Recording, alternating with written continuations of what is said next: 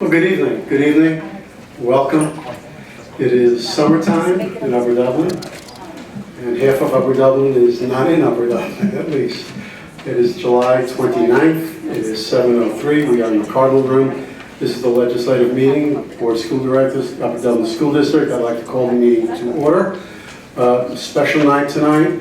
Reverend Dr. Kim, this is unfortunately his last meeting with us.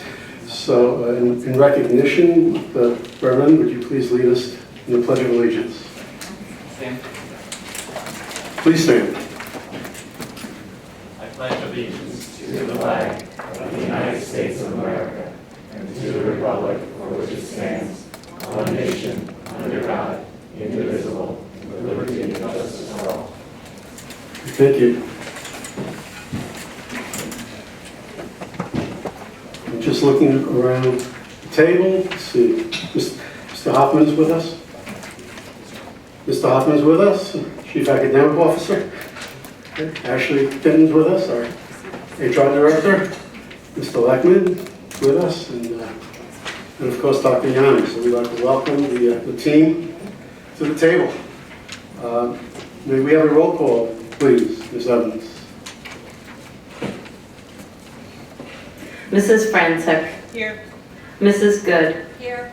Dr. Kim. Here. Dr. Ludwig. Here. Mr. Ropsky. Here. Mrs. Rothman. Here. Mrs. Sherpier. Here. Mr. Sirota. Here. Dr. Levinowitz. Here. All All present. present, thank you. Okay, my welcome is a welcome and a goodbye. My welcome is to welcome everybody who's here tonight.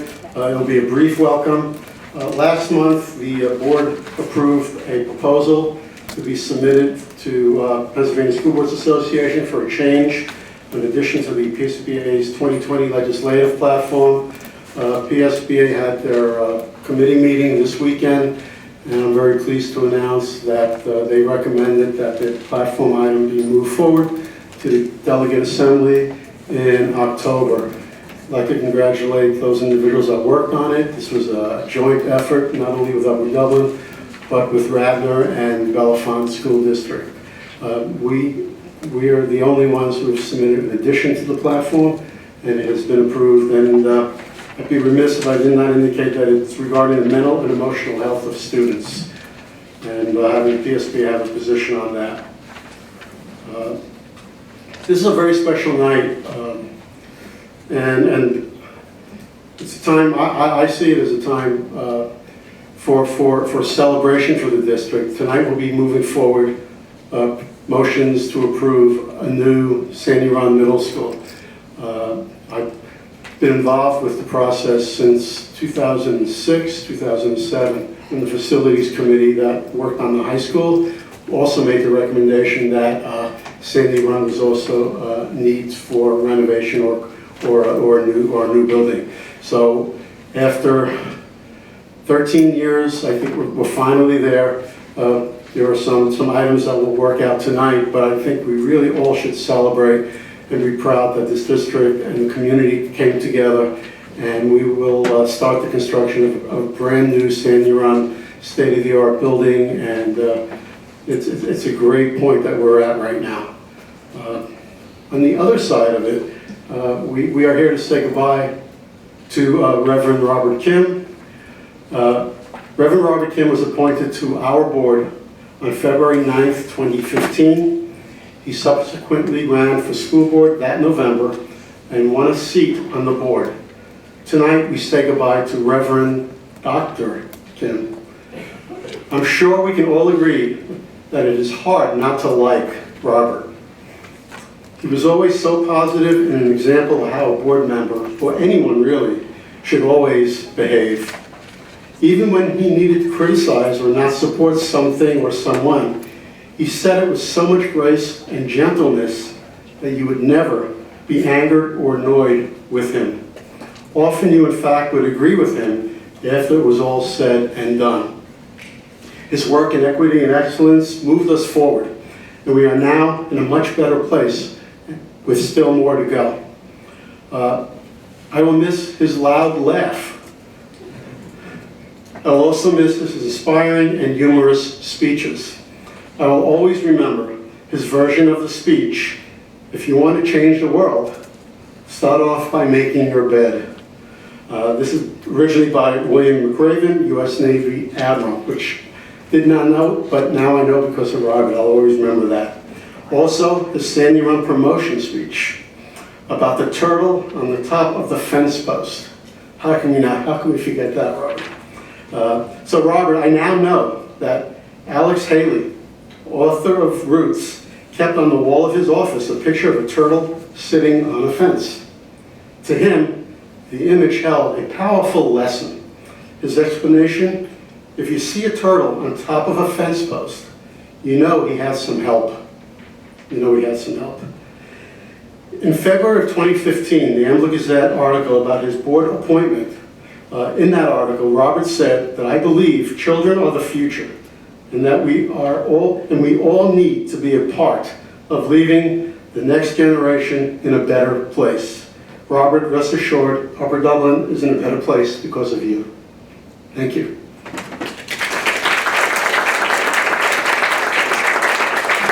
So at this point, Robert, if you have anything to say?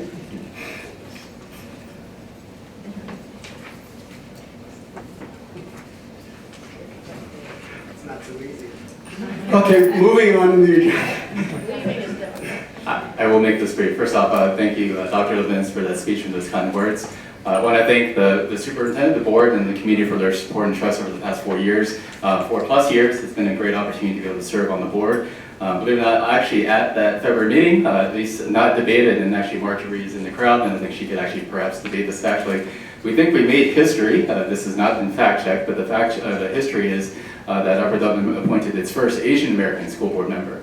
I do think that's significant because they've always been a part of this community and particularly an integral fabric of the community, but to be able to have a face of someone who's leading the position, I think it does give inspiration for hopefully others to follow, and also it goes and leads into this idea of equity, which is something that I really have tried to champion. I believe all 4,300 roughly of our students, as Dr. Yannick has mentioned, that we advocate for them as all of our students. We do not see them, we don't make them opinions and decisions, and I think even my time on the board, not to make it in the best interest of my students, or my children I should say, but what's in the best interest of all of our children. And the work around equity and excellence has really been one in which we've been trying to say as we parse out the different aspects of our community, how do we create not only policy, but places of community that allow people to feel safe, to be able to express themselves, and to feel like they are valued and appreciated. I think Upper Dublin is a special place to live. 13 years ago, I moved from California, and I landed here. It's 13 square miles roughly, I think, and it's providential. I actually lived here for 13 years. My youngest actually went from kindergarten and graduated. I still have 2 children that are actually in school years, but I'm not leaving because my kids graduated. I'm leaving because of a job. But the reason why I think it's a special place to live is because all of us, including a lot of people who will speak at the mics today, we love this community. We love this place to the point where we're willing to give up our time. To my board colleagues, I know that you guys give up a tremendous amount of time and dedication and work, and so it's been a pleasure to be able to work with you. There will be an Ambler Gazette article, this is my final thing, and I think in it what it will say to the effect is I've always tried to not only love where I live, but to make it a better place. And so actually I just sold my home today, hopefully. That's thankful, but even my house, to be able to say that when we first moved in 5 years ago, and where we're leaving it, that it's a better place to live. I'm hoping in the same exact way as I leave Upper Dublin, it is a better place after 5 years of service on the board as well. Thank you. Thank you. Thank you, Robert. Okay.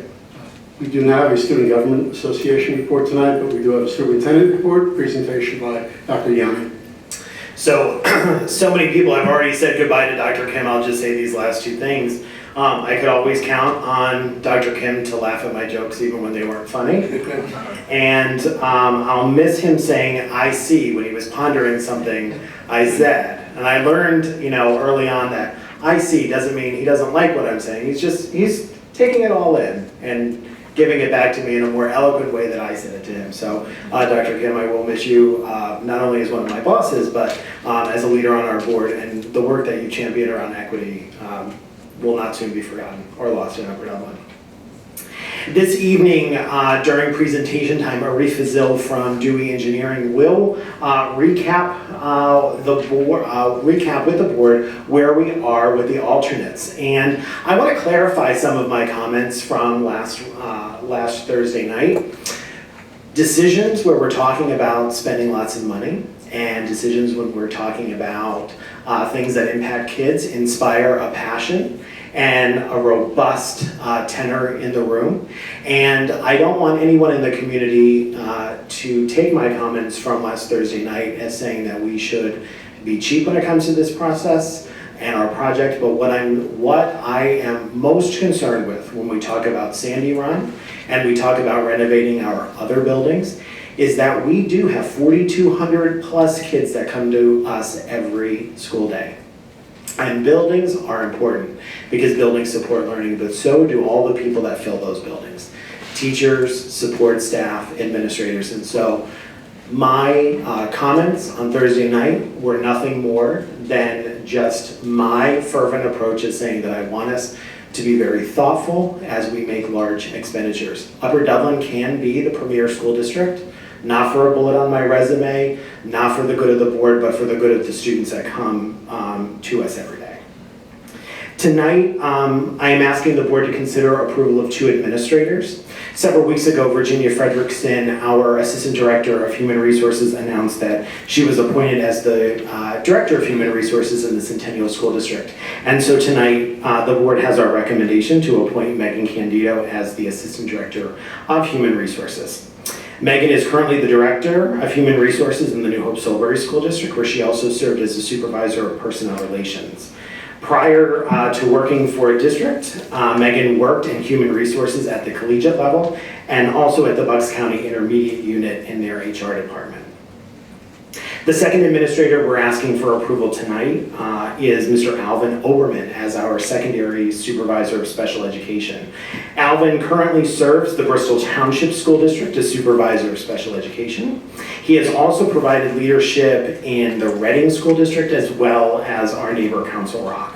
And we look forward to welcoming Alvin pending board approval in just a few weeks. With August just around the corner, we are watching enrollment on a daily basis. I think what we're continuing to see are dribs and drabs of enrollment coming in, and so we're keeping an eye on that, on enrollment and class size numbers on a daily basis. We want to make sure that we maintain our class sizes at appropriate levels because we know that class size is one of the conditions that we can control to create optimal conditions for our kids. We will continue to provide updates of enrollment, not only to the board, but to the public over the next couple of weeks. One of the things that's really important to me as your superintendent is to know what the community thinks about a whole host of things that we do as a school district. And so later on this week, I will be releasing a stakeholder survey. The stakeholder survey will drill down to get community members' perceptions of how we're doing as a school district in the areas of teaching and learning, assessment, engagement of our kids, extracurriculars, and we will be probably at either the September meeting or the October meeting. I'll be bringing all of those results forward so that we can have a thoughtful discussion about those. Also, at some point over the next week or so, I will be releasing a report about naming rights. Tonight, the Board of School Directors is going to cast votes for several contracts to build the new Sandy Run Middle School. And I think if we are thoughtful and strategic in focusing efforts on naming rights, that we can offset some major portions of our building. This will ensure that we reduce the financial burden on the community moving forward, and it also encourages deep partnerships with the community. So if anyone wants to write me a check on the way out, you can just make it out to Upper Dublin School District.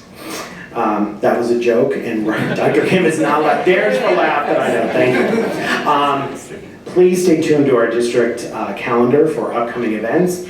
And last year, on every other Monday, we released a Monday morning message. Those will be rebranded and will start up again this summer with information about our project, enrollment, and class size.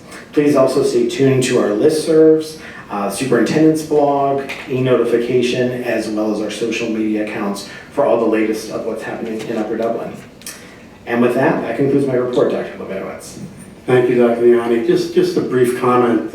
Dr. Yanni's been with us for 1 year, one short year. Doesn't feel like a short year, probably, for Dr. Yanni, but just it's been a joy. Well, I just want to comment how much it's been a pleasure for the entire board to have the leadership that Dr. Yanni is providing.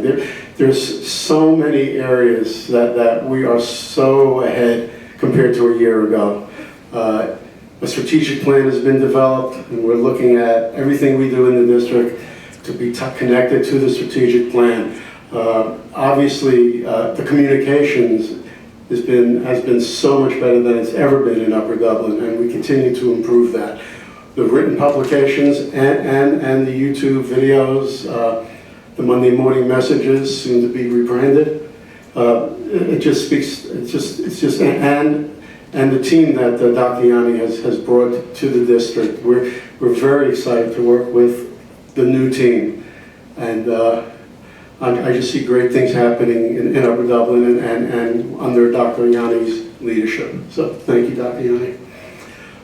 Just a brief comment before we move on to the presentation.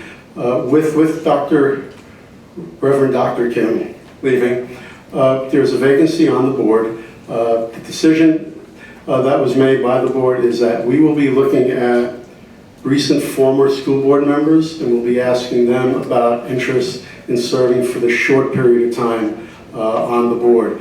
Basically, we will appoint somebody in August. We don't know who that person is yet, so that person may not be at the meeting because we can't vote until we're together.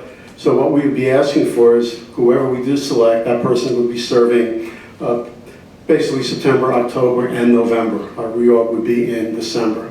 It was the feeling of the board that that would be the best way to go, to get somebody who's familiar with the district to work with us for 3 or 4 months. So that will occur next month. Okay, we are now up to the presentation. Sandy Run Middle School Construction Alternates.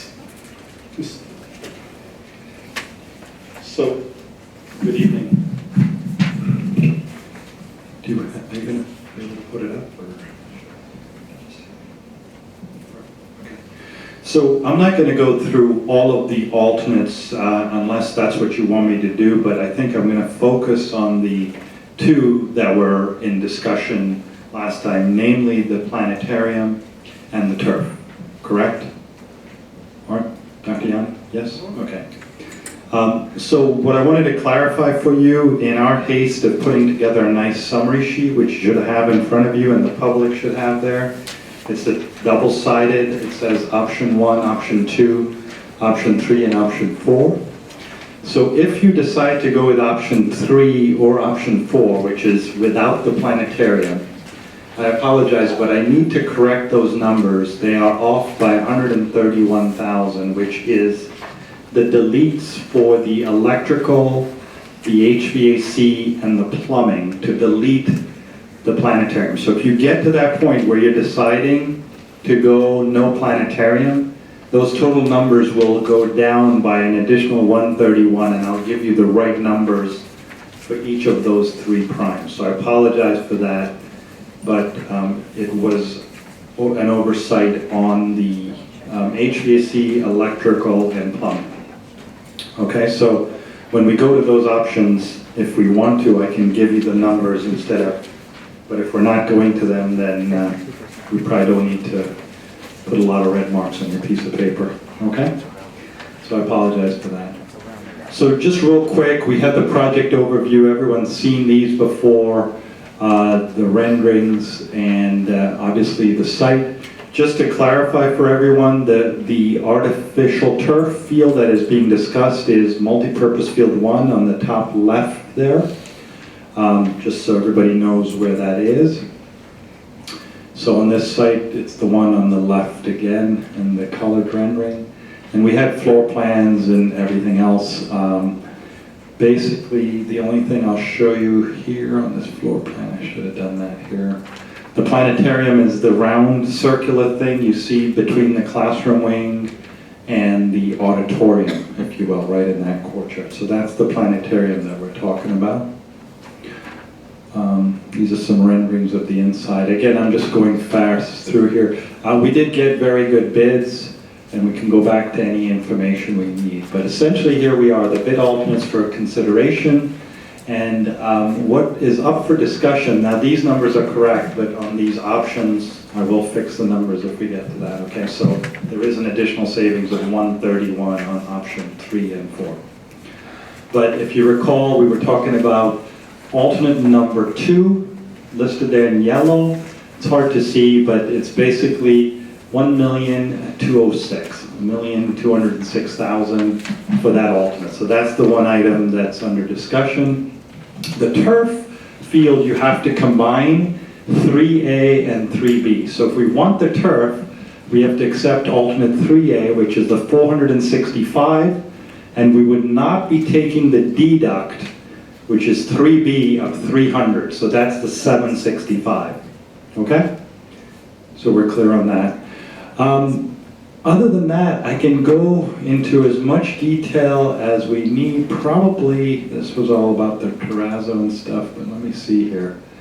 So, okay, one other clarification. The budget that we reviewed, and I have that sheet, was a handout also.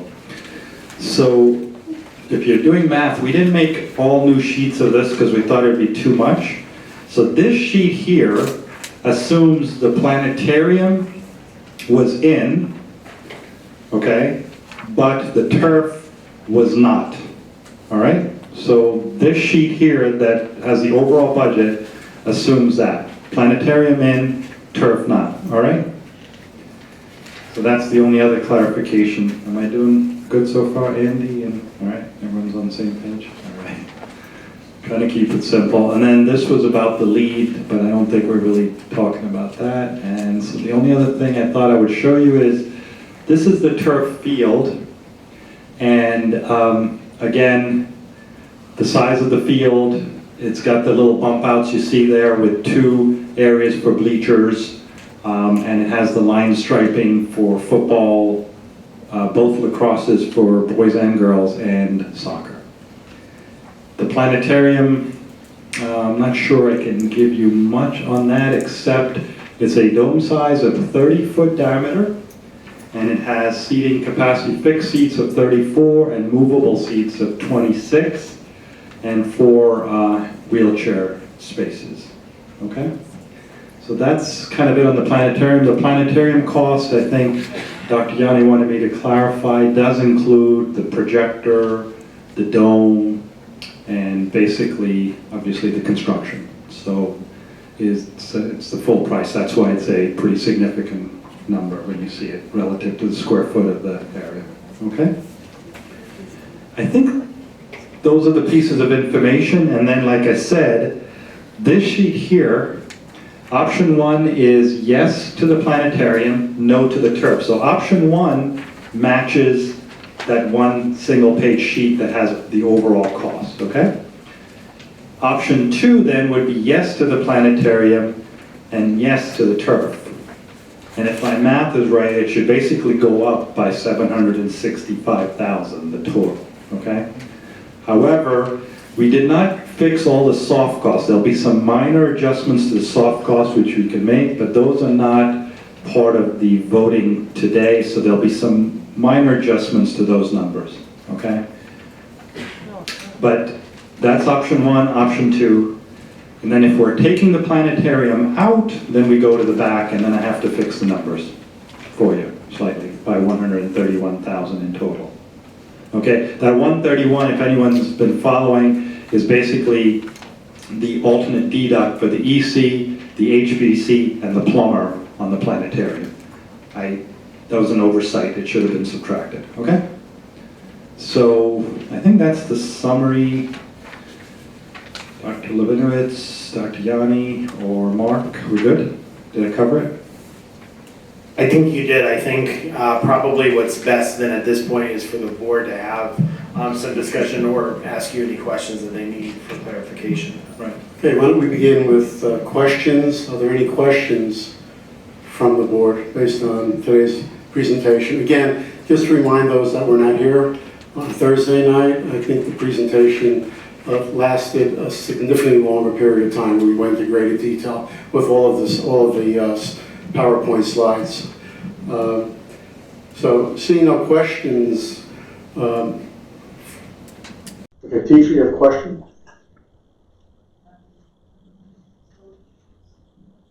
This budget with the turf in, does that's the cost, the total cost, but does not include any of the monies that some of our community groups have offered us? That is correct. Option 2, if you're looking about option 2, we have not taken any alternative revenue sources into account at this point. I think that's something, like I said, you would do with the overall project cost, and also I'm not aware of the timing of those or anything else, but I'm sure Andy and Dr. Yanni will work through that as we figure out the specifics on that. We would have to enter in agreements with UDJA, with the soccer club, and hopefully with the township. Separate contracts in terms of payment schedules. And the funds would just be returned to either probably capital projects, is what's typically done. But it has the potential of lowering the overall cost to the district. Yeah. Correct. Assuming that we still have the same contributions from UDJA for $50,000, soccer club for $150,000, and a potential of $100,000 from the township, it would be $300,000. You always accept more if you can find more. Okay, any other questions? Stan? Arif, if we were able to get naming rights for the field, the turf field, and a person who makes the donation puts in a stipulation that lighting infrastructure underneath the field needs to be put in order for that naming right to go through. Do you have any idea how much that would cost extra to put in the conduit underneath the fields for future night lighting? So that's a really good question. The conduit would be a very minimal cost. The issue, obviously, the costly portion is the basically the changes to the transformer or any switches that we need to put, new circuits that we would need to actually modify to actually make sure the power was there to get to. But putting the conduits underneath, those would not be an issue. And then, of course, you step it up or amp it up. Not to use an electrical pun, but if you amp it up, then you're putting the actual light fixtures themselves, then that's a pretty significant cost on top. So conduit, I think, is a good idea to put in. I think we can make arrangements for that, and I don't see that as a major issue. We can rough some conduits in across the field. Probably I would run it at least to a point in the building, perhaps somewhere, we'll look exactly where, but I'm guessing somewhere near the auxiliary gym location, and get it in the building from there so that we could then, bring circuits to feed the lights in the future and look at that. But I think that's a good idea. But I think just to put conduits in underneath and get it across the bus loop and to the field, I think should be minimal. I think that's the way to do it. So going back here, But it would be a good idea. question, right? It would be a good idea either way. I mean, you could also run telecommunication lines to there if it was necessary. Yeah, so to answer your question, I think what I would do is probably somewhere here, because I know you asked this the other day and I didn't probably give you a good answer, so let me just see if I can get to a site plan here somewhere. Amazing. Okay, that's good enough, but see where the auxiliary gym is? I would probably come out across the auxiliary gym, get under the sidewalk, get to the turf field there. Whether we actually want to go, maybe just put a junction box right there and just stop there, because then I could always go around the field to whatever light fixtures we do, but just get a junction box there just across the driveway. That's probably all I would do. I wouldn't try to overthink it until I really know. Does that make sense? Oh, yeah. So that's all I would do. So like I said, that would be minimal. That's probably the right way to go. We can make a note of that and get that in. If the board directs us so. Okay. Thanks for the presentation, Ray. I recognize that for the simplicity of the vote tonight, it was good to split these two out and simplify. You did mention the soft costs, and I guess my question is, generally speaking, do you anticipate the soft costs rising as we add on each item, or are the soft costs expected to decrease? I mean, do you have a general sense of what we're looking at? Because that has been a concern. Basically, it would go up by a rough estimate. Well, so tell me what you're doing before I tell you what it's going up by. Because if you're subtracting, then maybe it's not going up. You have to tell me. But so give me an assumption. Like say we're adding so this option right here with the cost has the planetarium in, but does not have the turf. That's So what can I'm we? asking. So shall we assume everything? we So add the let's say we turf? do. So let's just say we add the turf, right? Is that what you're saying? Yes. I would say approximately. It might go up by like 40-ish thousand, about $40,000 would go up by, approximately, somewhere in that range. I got to do a couple of checks on it because we may have already paid the architect for that alternate, so I'm just assuming we haven't, but I got to do a couple of checks. Okay. Make sense? Yeah, just to clarify, at this point, in our bids, the conduit does not exist. That is not part of our bids. That is correct. And we would be just extending the low conduit there. That's currently not in the bid. Correct. Realize also that field, 3 years out. It's 3 years out. We would start in the 4th year of construction. Okay, so there's some time. Okay, so any other questions? Stan? Yeah, I'm looking here at the planetarium. It says it 34 fixed seats and 26 movable seats. Can those movable seats be up and functioning along with the 34 seats? Yes. Yes, and the idea was it was more flexibility to use that also as a SGI, LGI function and not just be locked into a certain arrangement of fixed seating.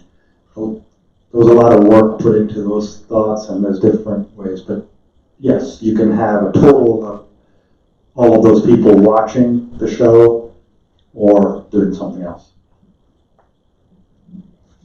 Any other questions?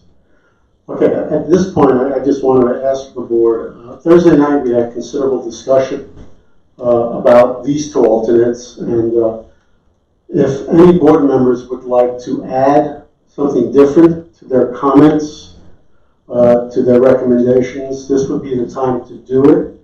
I'd like to do it now so that the rest of the board and the community knows what we're thinking, so when we go through the agenda, it'll be clearer to the community and to us in terms of what you're thinking.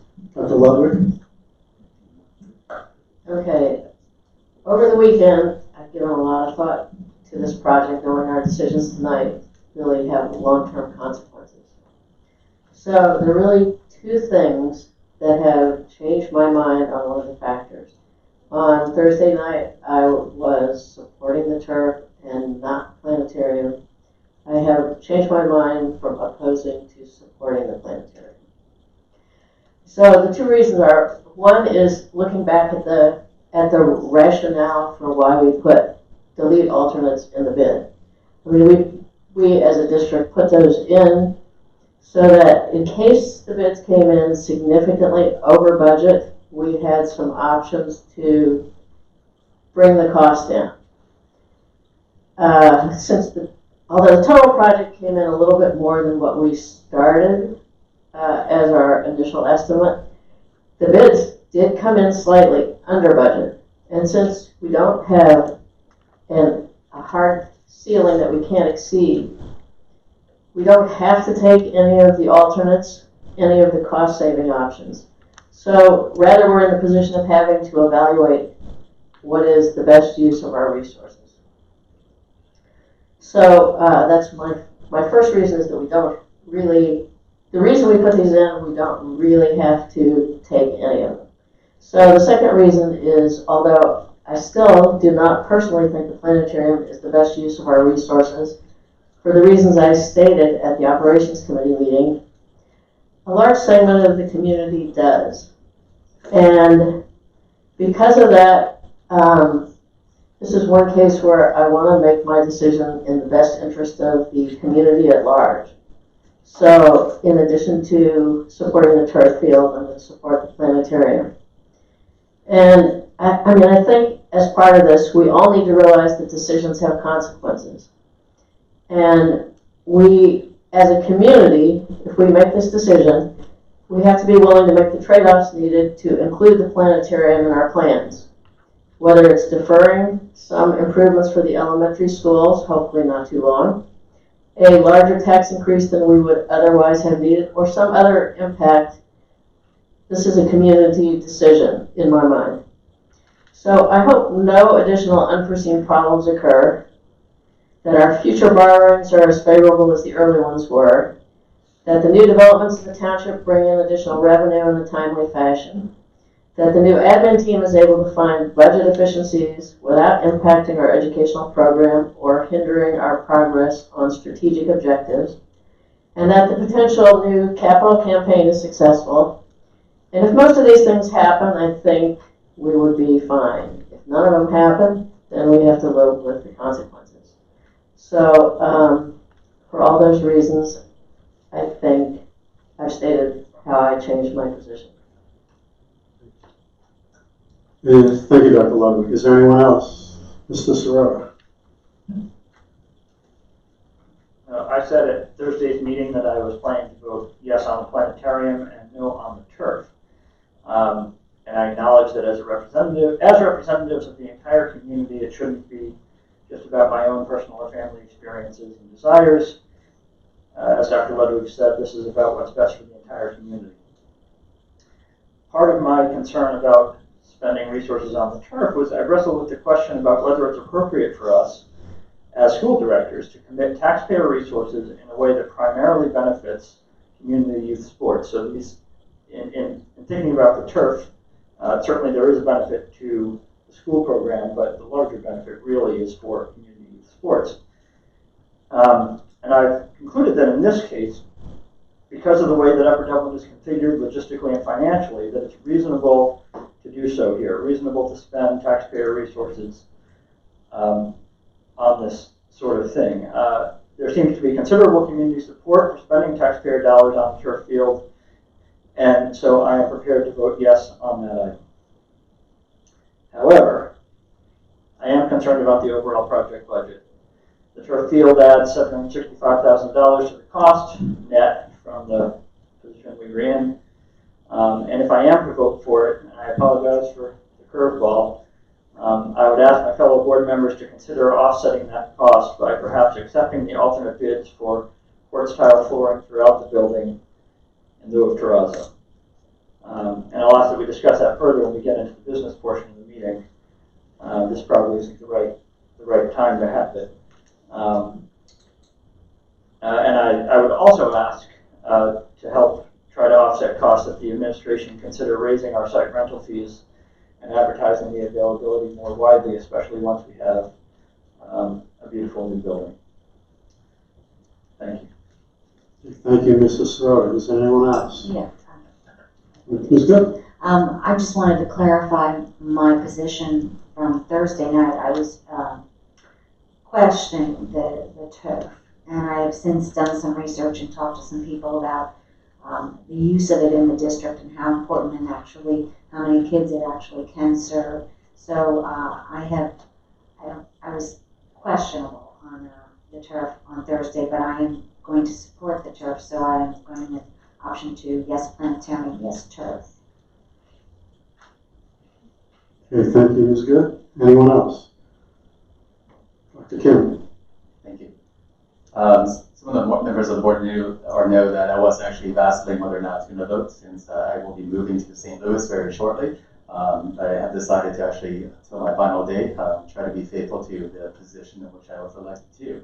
This past weekend was interesting, obviously, for a lot of lobbying and discussion that was going on as a result. My opinion, since I was not there on Thursday night, just want to state it. I think all three alternates are nice, but at the same time, they are luxurious, and they are, luxurious is not the right word, but they are not to the core mission. They are not essential to our objective as a school district. I just want to make sure that's clear, because I think ultimately at the end of the day, what we're really talking about are additions that are, again, beneficial, but not necessary for us to achieve our objective, in particular with the strategic planning of the school district. Because I was able to watch the operations finance meeting, a nice 3 hours on YouTube that were there. It was a privilege to be able to hear the arguments for and against all the different things. And one thing just to clarify, I think all three of these things are good things for our district, and they're good things for our students in particular. I don't think we should be pitting one versus the other as better. In fact, the analogy I want to give before I give my rationale that I've been using is, I have 3 children. If all 3 of my children needed braces, I just need to make hard decisions, right? And all of it, for all of my children, it's good for them to have.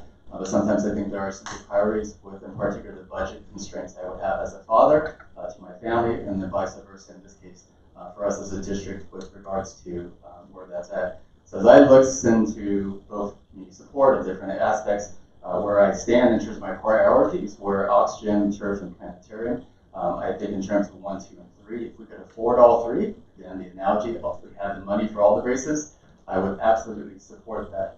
I don't think, as we look at our budget costs, that is necessarily true, and I think to want to support all 3, unfortunately, would have sacrificed for future capital campaigns, including, again, some of the other elementary schools and other capital projects that we have. And so I would caution the board with respect to that we wouldn't simply see that we have some favorable things without also having the long-term perspective in mind. I do appreciate the passion and actually the dedication of Mrs. Small with respect to the planetarium. I think it is an absolute benefit and asset to our district. And so again, I'm not speaking ill of the planetarium. In fact, I do believe it is, my children and others in the district have spoken very highly of it, and I still believe that it is great for our children, especially with respect to the collaboration and the education, the experience in which they get. What that to say is not to speak ill of it. I just don't think right now we can simply afford it. So with that to say, nevertheless, while the cost of the projects have increased, I don't believe that we can afford that. And again, we want to implore the board to make sure that we keep the long view in mind. Thank you. Okay, thank you, Dr. Kim. Ms. Rothman. On Thursday night, I was very clear in my support for the planetarium. That has not changed. I said it was a maybe, essentially, on the turf. And I wanted more information from the soccer club specifically. So the way I've always looked at these projects, the planetarium has always been the highest priority to me because it does have the focus on academics. And as a school district, I think that's what we're focused on, academics over athletics. But in this case, I think that with the soccer club, having a good understanding of how they use the turf, or how they use Cardinal Stadium and Spark versus the limitations they have on the grass fields, I think that it makes sense to support the turf at this time. And speaking to one of the representatives, he was able to give me some more information, specifically that about over a third of scheduled practices and games have to get that are on grass have to get canceled because of the weather, because of the wet conditions. And about 20% of those are able to be rescheduled for turf, but only 20% because of the limitations of how many fields we have. When they do reschedule those, and when they're using the turf fields, that they aren't just throwing one team on the turf. Instead, they're going up to 6 teams. And in those teams, if it's before daylight savings time, they're able to have 2 practices, like a 5:30 practice and a 6:30 practice. So we're impacting potentially up to 12 teams during those times. That's a lot of kids that we are affecting. And also speaking to them, understanding what Upper Dublin just looks like, there is just a lack of potential field space for the soccer club to go out and purchase. And I think that's probably a significant reason why they're willing to put up a significant amount of money towards this project. And I also appreciate the fact that UDJA is willing to not just partner with us, but partner with the soccer club in making this commitment to athletics here in Upper Dublin. And I'm also aware of conversations with the township ongoing and being very positive about them coming in and supporting this project with money on their part. So in looking at the project overall, I like the idea. I hate the idea of making a decision that we can't go back from. And so I know that looking at this project, if we don't, if we change with the retaining wall and sloping the field, if we don't do all the things that we need to do, even if we aren't supposed to put the turf in now, it's going to be so costly to do it later if we're going to be able to do it later. And if we didn't do it later, there's no guarantee or no commitment of funds from our community partners. So it just makes sense at this point with the amount of money that the community is willing to support the district in to do the turf field at this time as well. And I guess I think that we can't afford all these three. I would never support this if I didn't think we can. And to Joan's point, I know that there's so many things we can't control, that we don't know about where the financing, what's going to happen in 5 years or 10 years or anything like that. But I think that this is the right decision for our community and looking forward. And even if that means that my taxes increase a little bit more than I'd like them to, I think it's the right decision for the community at whole. Okay. Ms. Francis. Thank you, Ms. Rothman. I just wanted to clarify my position on the field. I wanted to thank again the community partners for coming and really putting your whole backing behind the project. And after reconsidering a bit, specifically around the numbers that were provided on the field usage and the amount of field time that's canceled, I'm going to go ahead and support the turf field. Okay, thank you, Ms. Francis. Anyone else? Teacher. All right. With respect to the planetarium, I said I was not in favor of the planetarium, and I just want to specify why a little bit clearer, because in many conversations with community members, different questions were asked, and I just want to clarify. I think that if we hadn't not had a planetarium in the district, then we would have had a very different conversation about adding a planetarium. We do have a planetarium in the district. There's a real strong program, and I really want to recognize Ms. Small's contributions to that. But I also want to look at what we're adding to this new building in terms of opportunities for science in the classroom, in the school, in the building itself. There are science classrooms that are expanded. There are collaboration spaces that are added. And because of that, I do think that the additional cost of the planetarium is a luxury that, given everything else that we're trying to do in this district, not just at Sandra but elsewhere, I cannot support at this point. Thank you. Anyone else? Okay, yeah, Dr. Yanni. I promise I'll keep it brief, and I'm actually not going to speak for or against any of the facets of the project. But one of the things that I feel strongly about, whether we're talking about a budget or whether we're talking about a building, there's an analogy where we can either use a scalpel or a hatchet. And at every twist and turn, and I'm going to look at Reeve, I had asked for some minor reductions to be taken so that we would come in with a project budget that I, as your superintendent, think we can afford. That said, I'm one voice and I'm not a voting member. At every twist and turn, I was told that any changes we made would trigger land development. So when I asked for different spaces to be shrunk so that we wouldn't have to look at using a hatchet, but we could use a scalpel to refine some things.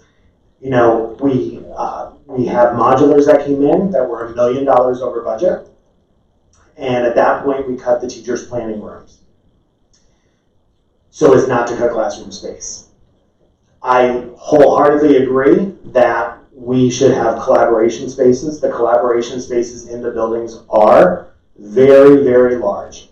They're on what we used to call the knuckle of the building. And so those collaboration spaces, while very appropriate in the idea of collaboration spaces, they're really, really large. And I'm a little bit concerned that they're not going to be used for high impact activities. I think I'm a little worried about people just moving into those spaces. And I think if we would have tightened them up a little bit, we would have still had collaboration spaces, but maybe with a little bit smaller footprint. I did ask for some contingency money to be moved from contingency to furniture and equipment, because the last thing I wanted to do was get to the end of the project and not be able to furnish a building that we just built. And so I know there were some comments on Facebook that questioned why I asked for that move to be made. At the end of the day, I will, as your superintendent, make everything work. But one of the things that we need to get in the practice of doing is thinking 3, 5, 8, 10 years out, because enrollment's not going down. And in fact, we're at 290 kindergartners for next year as of today, and I anticipate 300 kindergartners. So it's a very long-winded way of saying that I just want us to be careful with every fiscal decision we make moving forward. To be clear to everyone in the room, to the board and everyone who's watching, I'm not chiding the board, I'm not being disrespectful, I'm not saying don't vote for things. I'm just saying we must get in the practice of thinking 3, 5, 8, 10 years out with every decision we make. Thank you. Okay, thank you, Dr. Young.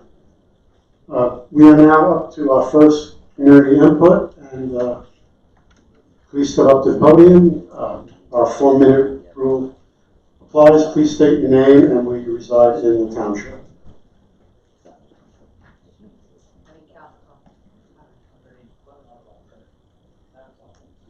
Hi, Jenny Patel. So obviously my speech was going off of Thursday's votes. Did I say Jenny Patel? So I just want to say that I agree with everything that was said, and I would appreciate Joan making a decision for the community. I really wish that we didn't have to come to this point.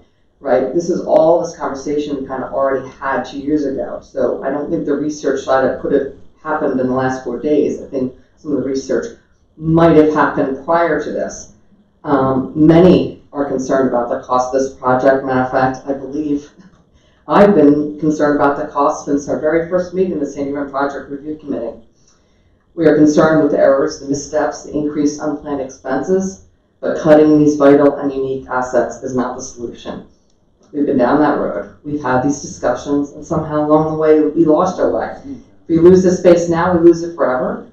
We haven't had experts speak. We have a $1.2 million item on the planetarium. I've never seen a planetarium expert speak, and I know the community leaders for the sports were allowed to speak, but I didn't hear from our planetarium expert, who's also happens to be a resident of Upper Dublin, so should be able to speak, I would think. An outside consultant too. We should have that knowledge. I don't know what's involved in that number, and I'm afraid that could go up or down. I don't know. When I was on the Sandy Run Project Review Committee, I was a lone vote against, mostly because of what was happening now in the last 4 days. It's exactly what I feared. And we still don't have that long-range plan. We were supposed to have that long-range plan before we even okayed this project. So that would have helped maybe not put us in the position we are. I asked over and over about the planetarium 2.5 years ago. I pointed out over and over again the Upper Dublin High School appeared to stay on budget, but what did we lose? I worried back in 2017, the planetarium, and rightfully so. We petitioned for it, we got assurances we were not to lose anything. On principle, not to worry about money. I was worried 2 years ago. It was admirable, but not on this, not this asset. We can never replace. This space is valuable, and so is the science and curriculum for all our children. Back in the good old days, almost 6 years ago, when I started attending these meetings, the decisions were about curriculum and schedules. And as of late, I feel like all we're talking about is building and losing assets, so much so that our township and district seem to have lost sight of the uniqueness and fabric of our community. High density and high rise apartments, massive and expensive library, overdevelopment, congestion, fighting to save field dreams, other fields, and now the auxiliary gym and planetarium. We are a small community that shares borders among the township and the district, and this very fact and the great schools are the reasons why people will pay more for a smaller house and more in taxes. But we are approaching or have reached the tipping point, making the need to keep our unique and special assets even more important. I was against the entire Sandy Run project for many reasons, but mostly because we couldn't afford it. Thanks. Anyone else? Jen Christens, Fort Washington. I just want to say I appreciated the comment about the terrazzo flooring on, and maybe considering not having that all over the main floor. It's, I think quartz lasts pretty long and it's a savings for the overall part of the budget. And since we can't really reduce or shrink or change much to the actual building, here's a place to save. And I think we should utilize that opportunity in order to have better assets along the way. And I also just appreciate, I want to say that Dr. Yanni increasing that cost for furniture I think was smart, because a few months ago the number was pretty low and it was just kind of casually stated that we'd probably have to add another $800,000 for that. So I'm just happy that we've got the number that seems to be a little more accurate. Thank you. Okay, Mr. Swan. Bill Swan, Clint. Question I had was, what is the current seating capacity? I see the new one's going to be 64, including wheelchairs. I see the bids come in at 2% under budget, which is more than offsetting the cost of the planetarium. Including the planetarium now supports the long range at 20, 30 years out, because the building will still be there, hopefully. I want to say thanks to all the board members who expressed support for the planetarium and encourage the rest to go along. Little note that our planetarium expert is both a taxpayer and an employee, and as such has a fine line to walk. And thanks to the private organizations for their financial support. And again, I encourage all board members to go along. Thank you, Mr. Swan. Anita Brister, Fort Washington. Dr. Yanni, I appreciated your comments. Certainly is better to take a scalpel rather than a hatchet, if possible. But there's some things I have questions about now because of what he said. So one is, it sounds like there was a trade-off there because the budget for the modulars was so much higher than expected. You said the teacher planning rooms were cut. But the collaboration spaces I'm still confused about. You said they're pretty large, you're a little worried, and there could be a smaller footprint. So my question is, are they still really large and there could be no changes because it would trigger some other permitting problem? Okay, I see you shaking of the head. And then you also asked for the contingency to be, that some of that money would be moved to the furniture because you don't want to have a building and not be able to afford it. Was the answer no on that? Or I guess you could answer afterwards. Because to me, these are exactly the kind of questions I would have liked to see from some board members last week, but I'm glad that Dr. Yanni hit on it this week. I was one of the people that did ask to keep the planetarium, won't go into all the reasons again, but I'm glad some people reconsidered and changed their mind to keep it. Mark, I give you credit for bringing up the floors, absolutely. I was thinking of that last week, and I thought in my 4 minutes, I'm not even going to be able to focus on floors. These floors, I'm going to say, are beautiful here in the high school, but they don't, I'm sure the courts can be beautiful too. And I was one of the people in many of the rooms when these terrazzo floors were being discussed. And they're pricey. They're really, really pricey. So what's more important, learning spaces, floors? And to me, that's an easy trade-off. Just a question. I want to know if there's been an official, I see that Paul Leonard was supposed to come and then there was some change. I was a little bit late, maybe I missed the reason why there was a change. But some of these costs from the township, the $900,000 for the permitting, almost $1 million for permitting, and the road work. I'm not going to get into the water stuff because Sandy Run does have some drainage problems. But on the permitting fees and the road work, has there been an official request from the school board to the township commissioners to reduce any of those? Because even if that could come down by a couple $100,000 or $300,000, it would certainly be a help. So that's my question. Thanks. Thank you, Nick. Hey, Doug. Ted Fricker, Treasurer. Appreciate the dialogue tonight. I'm someone who always supported the planetarium. I've talked about it enough, I don't need to talk about it again. From my perspective, though, we were sold a $70 million building that went up nothing less than what we were getting. We were $5 million over, not because of the planetarium, because of other issues. I think we need to keep that in mind, that there were other things at play, not just the planetarium. We shouldn't have it held against us as our taxes are going up to the planetarium. It's because of the project, not just the planetarium. I spoke with the township today. They said that the permits and fees wouldn't be more than $522,000. I don't know why it went up $400,000. That's a lot of money towards the budget. If they tell me this, I'm wondering if they told you this. Sort of interesting. They also told me too that they helped the save over $1 million on the quote with the fill removal.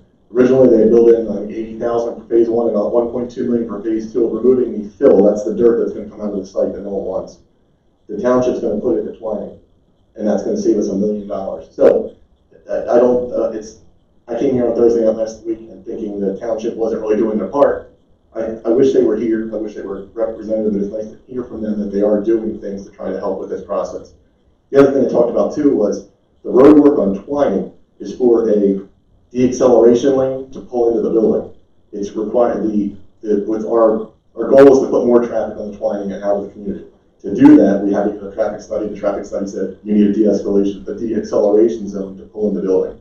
I thought it was for the lights and things like that. It's not. It's for the zone that goes along the building, along the street there. So it's sort of an interesting dynamic too. And the $4 million escrow, which I was livid about being high, turns out is because the township tries to keep money aside for all the things that are safety features for the constituents in the township. Usually it's sidewalks, curbs, things like that. In this case, it's higher because of the very large retaining wall, the 16-foot retaining wall. It's because of the road improvements. It's because of all these storm basins that are being put in now too. Again, that's just sort of, for my education, I thought it was interesting for I share it too. To what extent are we going to recycle things from the old building to the new? Like, are there parts of the planetarium that are good that can still come across, or do you have to? I'm just curious too, 'cause I'm not sure. And I hope that's being taken into consideration. We're not just buying new furniture, We have good desks. We can bring good desks across, or at least get salvage or something. I don't know. There's got to be some way to try to keep some of that in play. And I really caution talking about lighting in a field where the neighbors haven't had a chance to weigh in. I think it's disrespectful to them. I think that we're just throwing lights in right now and no one knows about it. So I agree with this thing. I hear talk about lighting, and I don't think anyone's had a chance to think about it or understand the ramifications of it. So please be respectful of the neighbors there before we talk about lighting. Thank you. Thanks, Tim. Hi, I'm Libby Hahn. I'm from Ambler, and I'm in the minority apparently, but I just can't be in favor of a $1 million planetarium. So I know that program has been really wonderful. It was wonderful for my kids and a lot of other kids. But I have, I'm Tina Moeller, who was a Latin teacher. I know she worked with Ms. Small and had projects and curriculum that was developed there. So I think that was a wonderful thing.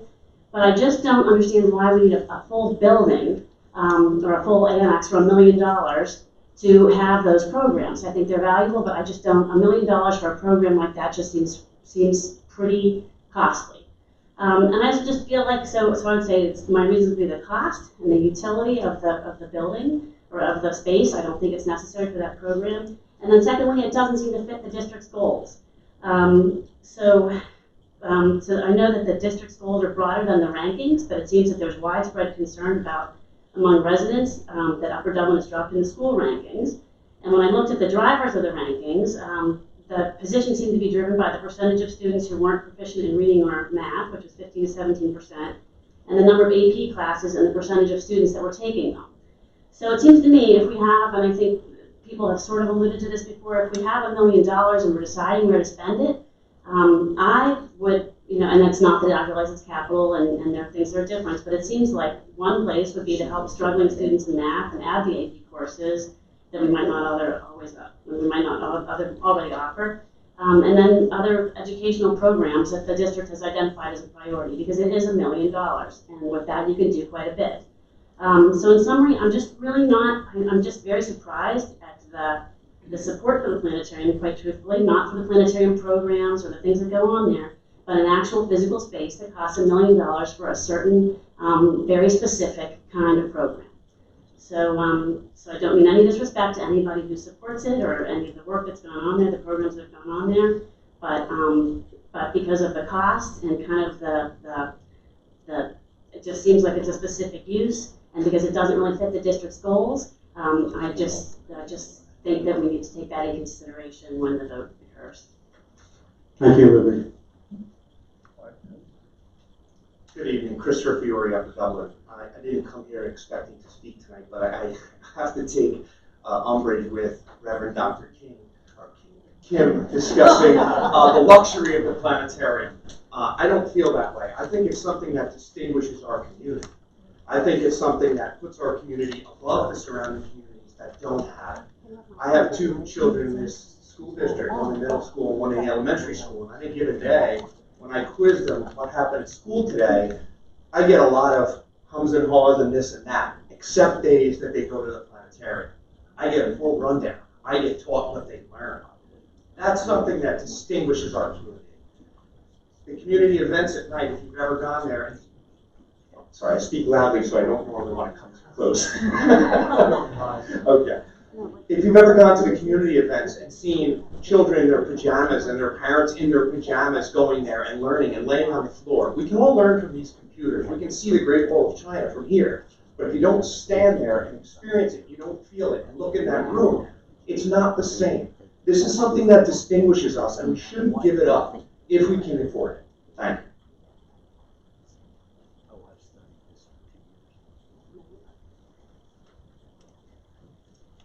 Hello, I'm Danielle Duffy from Willowbrook. I just wanted to thank everyone who did vote in favor of the planetarium.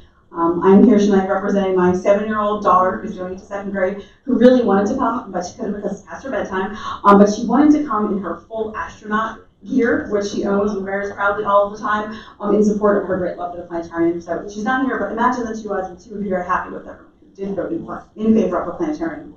I also wanted to speak for a moment. This is from Thomas Fitzwater Elementary School. I did some research and found that about 16% of the students at Thomas Fitzwater are considered economically disadvantaged, and there was a statement made last week that the planetarium isn't really necessary because we can simply drive a half an hour and go to the other planetarium, which I would assume is the Franklin Institute Planetarium.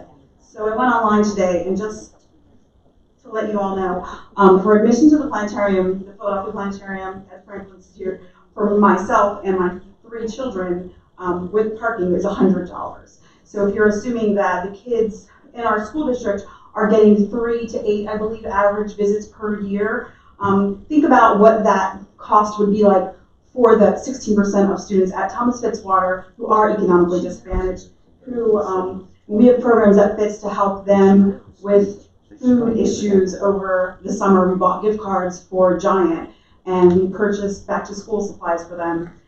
So, for a lot of people in the district, the planetarium at the Franklin Institute is out of reach. So I thank those who did vote for the planetarium here, and I hope that we are able to keep it. Thank you. Thank you, Ms. Duffy.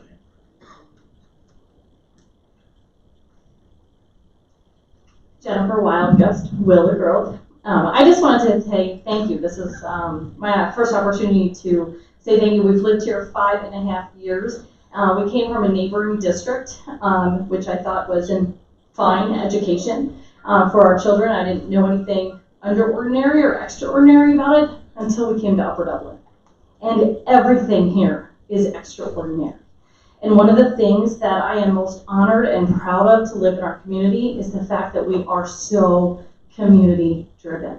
Prior to lifting that sale sign out of the front lawn and moving our stuff into our home, we did go to the planetarium. My parents were residents of Upper Dublin, and they invited us to go to experience the middle school. And so my children, prior to entering elementary school, had the opportunity to go visit what would be one day their middle school.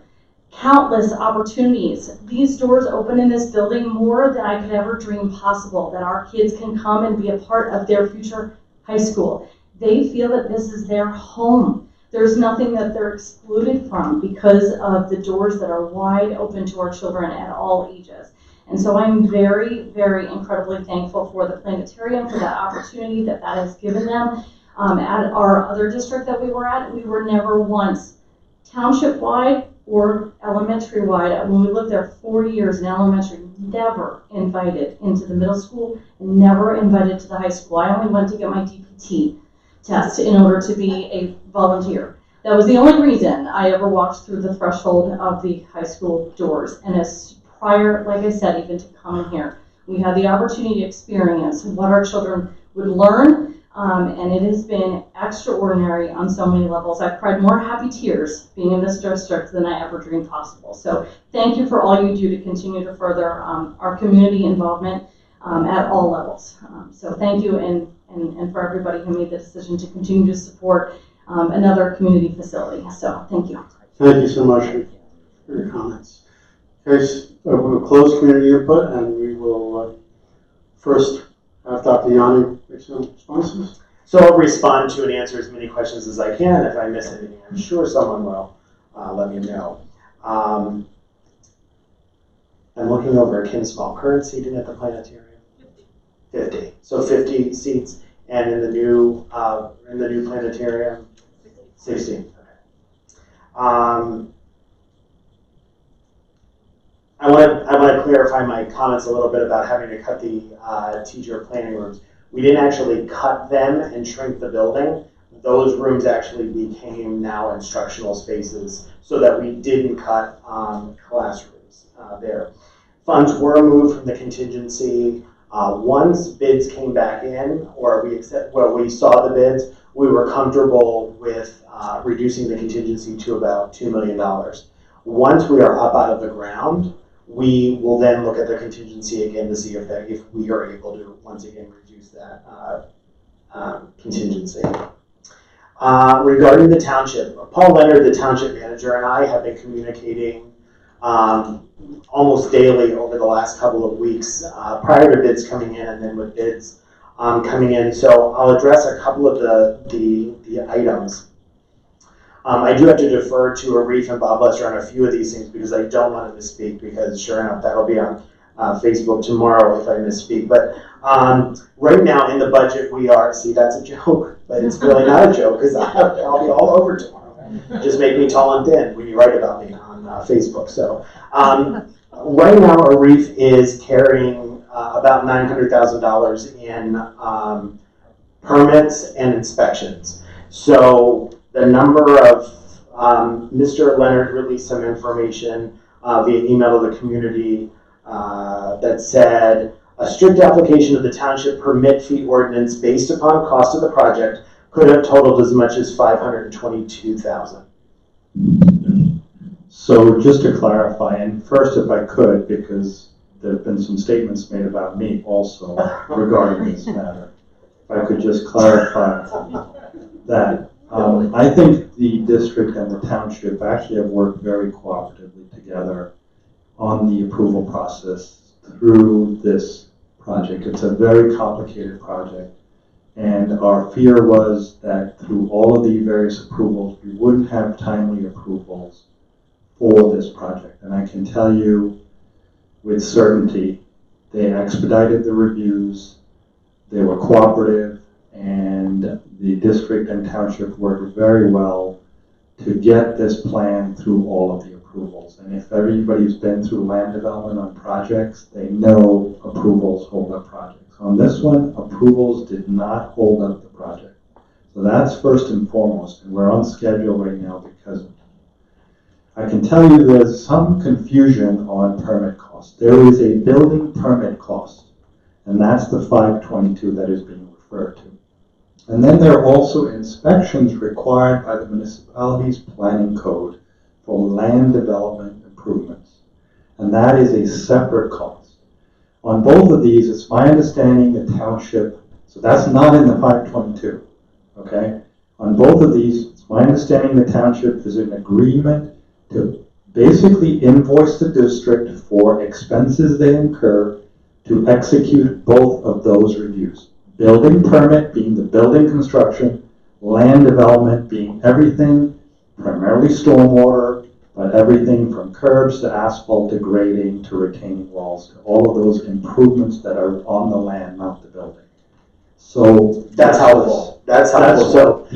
That's what our number is carrying right now in our budget, and we hope to do better than that. Exactly. So right now we have $900,000 there. We are very hopeful that on a time basis, when the township bills us for, you know, the hours that they work and plus a little bit of overhead, that will come in under that $900,000. Now, I'll stay there because I have another question.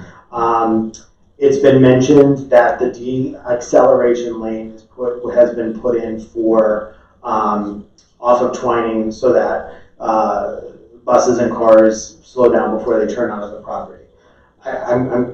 It's testing my memory, but was there a requirement, either from the township or the planning commission, that we move traffic off of Martin Lane? A left-hand turn off of Martin Lane. Right, so it's a combination of two things. We decided also, early on in the planning, and I see Mark shaking his head, that we wanted to have, first and foremost, clear separation of traffic between buses and drop. Okay, so it started with that, and we wanted to have that. So when we moved forward from there, then we talked about, okay, if we're going to get the buses to exit up of Martin, it's Audubon, Martin Lane up there, okay? If we were going to get the buses to exit there, we didn't want the cars, which currently come in and out of there now and cause a mess back there, to do that. So we wanted all the vehicular traffic to come off of Twining, as you pointed out. Okay, thank so you. then we had a traffic study done. Now the traffic study was reviewed with the township, but our traffic consultant, having reviewed it, felt strongly that we needed this additional lane to manage the traffic coming in off of Twining. Okay, thank you for that. There was a question if we made an official request to reduce the cost of inspections, and the answer to that is yes. I'm going back to probably March when we had a collaboration meeting with the township. Arif was there, Paul Leonard, his team was there, our team was there, and that's where we came to an agreement that they would charge us the cost plus a percentage above that for overhead. So I just want to make sure that everyone understands $900,000 is there. We are hopeful that we will do better than the $900,000. Moving the fill, yes, moving the fill from our site over to Twining is a great deal for us. It's also a great deal for the township. It's an example of the township and the district working really well together, because they would have paid a lot more for the dirt and we would have paid a lot more to get rid of it. So I know that's in some of the information that Mr. Leonard put out to the community. So I want everyone to understand that that's another example of the district and the township working together. Dr. Annie, could I just add a comment to that? Okay, so that again is an example of us working right to the bitter end, because I believe it was probably 2 days before you were heading out of town during the bidding where I contacted you and I said, I want to pursue this option with the township. I immediately, and Dr. Yanni of course said yes, if we can find savings, of course. Immediately contacted the township, and they without hesitation looked at all of the options with me, and we came up with this option. Now I want to correct one thing that I just saw, I think that was quoted is, so when I was putting together the budget, the $1 million is for the entire cost of the fill. So the savings, I don't want anyone to, the savings to the district is not $1 million, because we still have to excavate the material, put it on equipment, and haul it. The savings, which was very strategic, is because, just think about this is about 3 years from now when this fill has to be moved. And when I called Dr. Yanni, I said to him, contractors are having a difficult time finding a location that they can guarantee with a known price, with a known distance, 3 years from now. So how do we fix that problem? And the solution that I came up with after talking with the township, was to use the golf course. So the savings is not $1 million. There is savings, but it's not the $1 million, okay? So the But any savings we would have gotten out of that have already been in the bid. baked into the bid, right? Right. So there aren't, okay, There's so. no extra savings. I just wanted to make sure everyone's clear. Thanks. Great, thank you. Let me just address a few other things. There was a question about, are we going to recycle any of the furniture or the equipment in Sandy Run? Yes, there are some things that we will recycle. Over the last couple of years, there has been some new furniture bought, but I'm looking at some of our Sandy Run teachers, and a lot of stuff at Sandy Run will be put on the obsolete list, or with our new CFO, we'll be using Municipal to see if we can have some of that furniture and equipment bought. Lots of confusion around the escrows because, I just want to reiterate, escrows are not a cost. How the cost to the district is, when you have to set aside so much money, it could accelerate your next round of borrowing. So while there's not a cost, like we're not adding $4 million to the project for the escrows, we could have to accelerate borrowing to be able to pay the contractors through the drawdown schedule.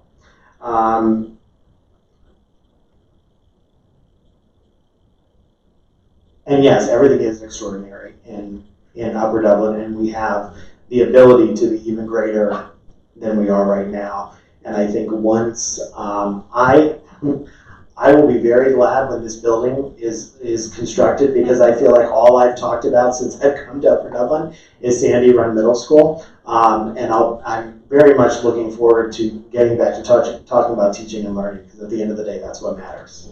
Planetarium. Recycling things from the planetarium. The current technology in there is, Kim Small has done a good job of maintaining what's there, but to be able to use that again in the new planetarium isn't something that is possible. So thank you, and thank you to Arif for answering those questions.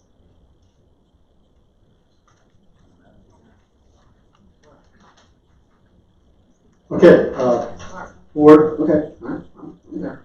Mr. Serrano. I just wanted to add something to the conversation about traffic. It's not just that turn lane from Twining Road into the property.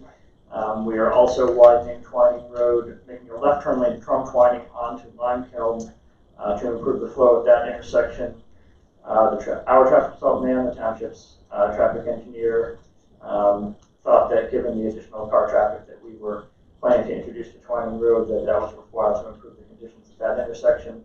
That intersection is also complicated by the fact that Limekiln Pike is a state road, not a township road, which just makes the whole process more complicated and expensive. There was the only other thing I have here. There's a question of why not reduce the size of the collaboration space if we believe they're too big. I also agree at this point that they're pretty big, but we're too late. So the whole process takes a long time to develop. At the time we made that decision, it seemed like the right decision. You learn things as you go. If we could go back and reduce that size, I'm sure we would, but it's just not realistic. We would have to delay the entire project and re-engineer a whole bunch of things, and it's not realistic to do it. I'm sure there are other examples of similar things that if we could do a little differently, we would, but it's not achievable without compromising on the schedule. And again, I didn't bring that up to chide anyone. I was just putting that out there as one of the items that we talked about. Anything else, Mr. Sparrow? Nope. Want to address? Okay, just a brief comment, the modulars. Some of the challenges we had when we started looking at modulars, the market condition. Seems like years ago that we discussed this, but it's not that old in terms of the modulars.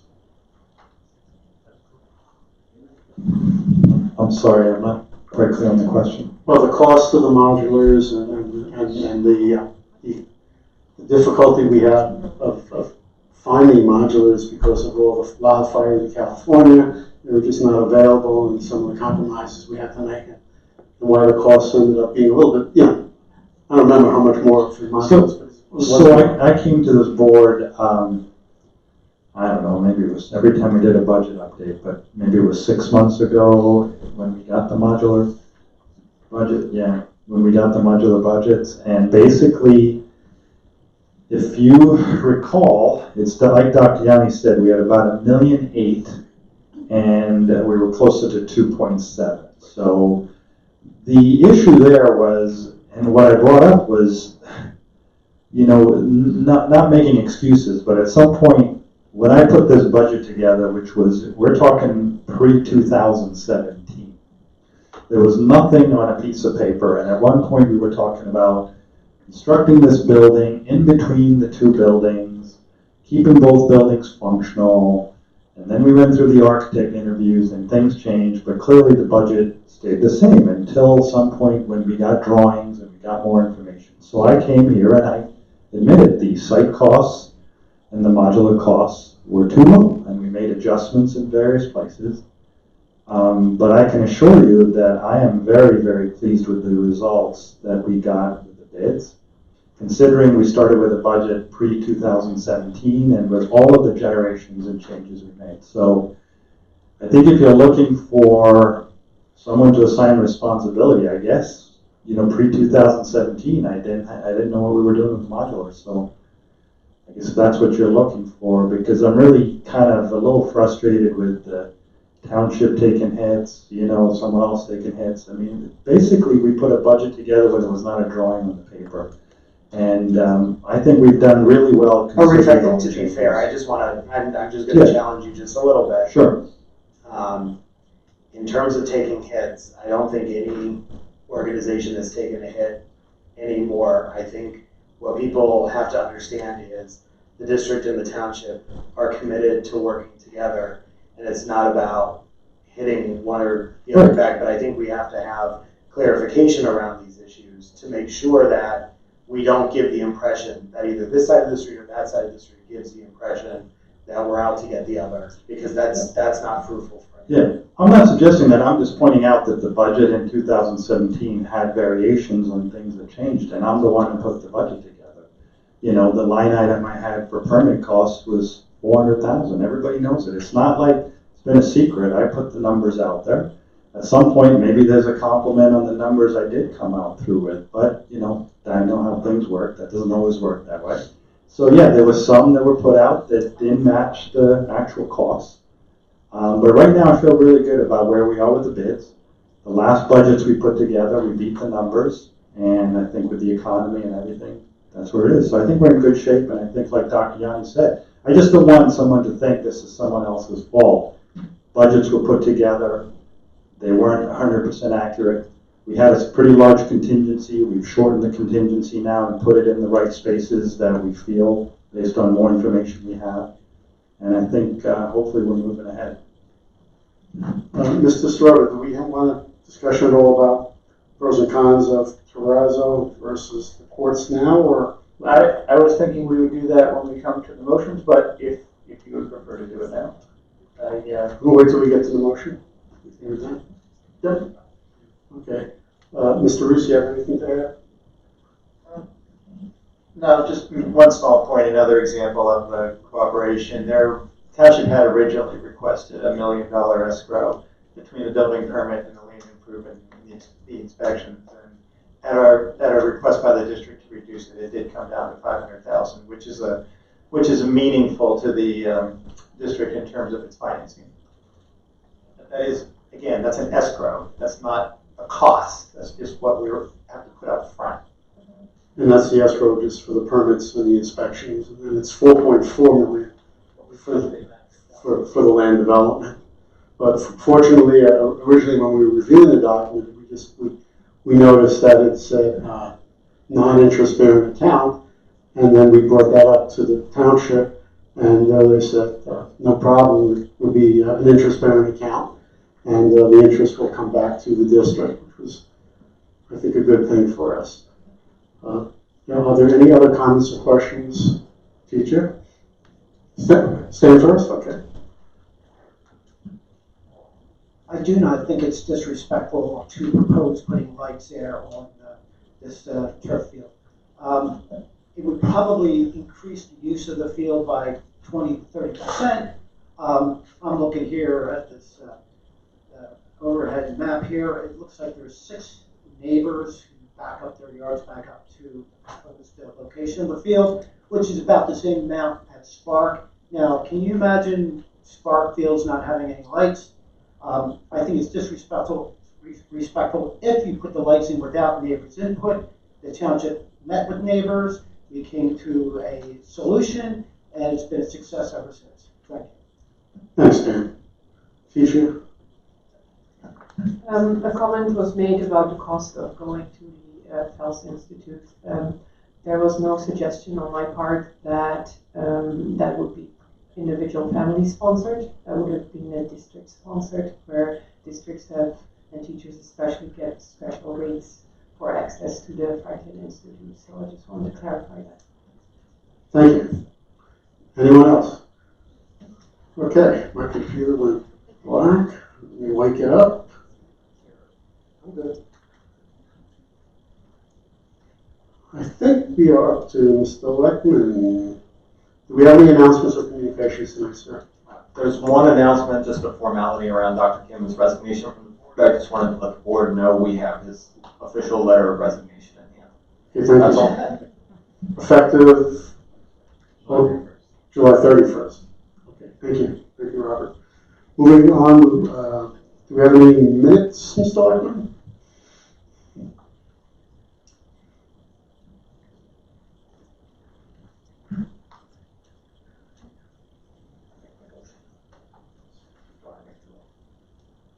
All right, so yes, we have the minutes from the committee minutes.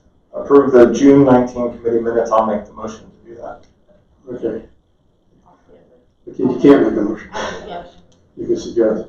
You propose the motion? Yeah. Yes, sir. Okay, so we have minutes proposed by Mr. Leckman for the June 2019 committee meeting and also the June 2019 legislative meeting. Is there a motion? So moved, Ms. Good. Second, Ms. Rothman. Comments or questions? Okay, seeing none, all those in favor, please say aye. Aye. Anyone opposed? Okay, thank you. Moving on to the Education Committee. Dr. Leck. There are 3 motions tonight. We are not having Education Committee meetings this summer, so I will quickly go through them, but I'll take them all at once. The first motion is to approve the purchase of German textbooks and 1-year subscription to digital resources for level 3 German at high school in the amount of $79.27 and 73 cents. And the other 2 motions are conferences and student activities, which we often have. Okay, you have a motion? Yes, I move we accept all 3. All 3? Second? Dr. Kim, comments or questions? I have one. Yes, Mrs. Rowe? For the German, it's a 1-year subscription to digital resources. Have we been doing this every year? And I don't know when it's actually. Yes, actually we have. I asked that question. One of the things, again, when we talk about long-term, one of the things that I'll be asking Mr. Hoffman to do in his role as Chief Academic Officer is that when we do an adoption, we look at multi-year licenses so that we get better pricing, and then we don't have to have an annual motion. Thank you. We had a first, we had a second. One question. Any other questions? See none. All those in favor, please say aye. Aye. Anyone opposed? Moving on to the Pupil Services recommendations. Dr. Kim, one last time. Sure. Good feeling? Number 1 is just an informational one. I got moved into the Pupil Services, not sure why, but I'll just state it that it's informational. I motion that we approve the 5 educational service agreements as listed. Item number 7, an MOU between the Upper Dublin Police Department, the Montgomery County District Attorney's Office, Montgomery County Detective Bureau, and the Upper Dublin School District from July 2019 to June 2021. And then lastly, item number 8, to approve the purchase of REIT 180 Universal Hoffman Dublin hardware purchase. Is there a second? Second. Okay, comments or questions? We're looking at items 2 through 8. Pupil Services recommendations. Seeing no questions, all those in favor, please say aye. Aye. Aye. Anyone opposed? Do we have anything in the Operations Committee tonight? Yeah. I'm going to start off with with the big one first, even though it's not the order that's on the agenda. I want to, before I make the motion, I want to remind everyone of where we are. This is an exciting time. We are at the last major decision point for a project we've been discussing for years. I don't mean to suggest it's the end of the involvement for the board. We still have money to borrow and lots to do, but this is really the last major decision point on a project we've been discussing for years. Art mentioned earlier, you could argue it goes all the way back to 2006, when the District-Wide Facilities Task Force concluded that, and I quote, SRMS ranks closely behind the high school in terms of having the most serious facility needs. Mr. Robsky was actually on that committee, I believe, that was responsible for that assessment. Back in 2013, which is my first year on the school board, we convened the first of 2 task forces to consider whether the current 6 to 8 grade structure should continue. In 2014, Dewey did a comprehensive facility study. We asked the Montgomery County Planning Commission for detailed enrollment projections. Back in the 2014-15 budget year, still not knowing what the specifics of the project would be, we began setting money aside. And then finally in 2017, I would argue, we formally kicked off the project, hiring consultants, forming an internal team. We created the community-based project review committee.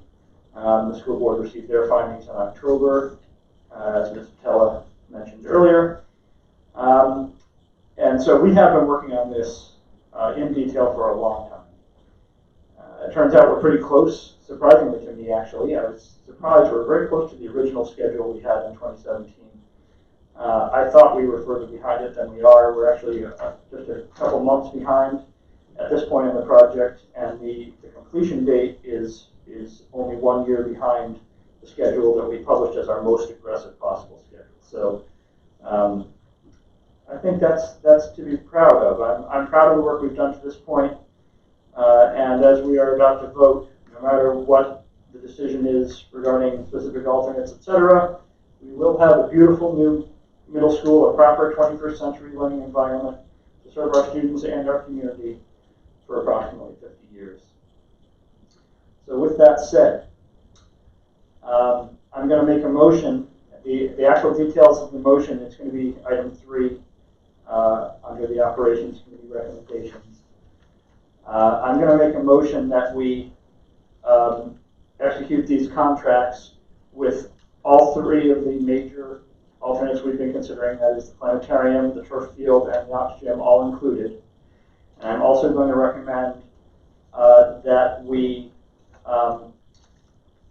take alternates 9A, 9B, and 9D, which were not in the original budget. Those are to take the quartz tile alternate for the main floor.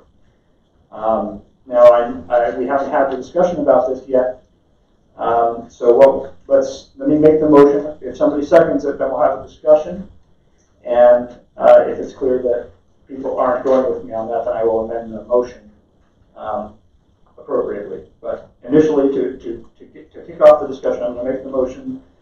So Arif, I need you to help me with the numbers. To include all the alternates that I mentioned. We're already taking 9C, 9E, and 10. I'm recommending that we add 9A, 9B, and 9D. So that's a savings of $310,000. Just to clarify for that, the number then, if that was a motion, would be the general construction bid would be for $42,848,000. Which is basically the 43,158 we had less the 310,000. Okay, so 42,848,000. Bill and Andy can confirm. Okay, as I'm going through the rest. Borough construction, that would be for Skepton construction, general construction, and then HVAC, borough construction would be $6,280,000, and electrical would be borough construction at $6,748,370. And then plumbing, JBM Mechanical at $2,867,000. And then Sargent Enterprises for environmental at $410,000. Now, what I would suggest is before you make the motion, if I could also just list the alternates in the motion, just so they're clear, but maybe you want to just make sure your motion is going before, or how do you want to do it? I'm sorry. Let's make sure that what I'm moving is what I intend to move, so, yeah, go ahead and tell us what The alternates the are? alternates, yeah.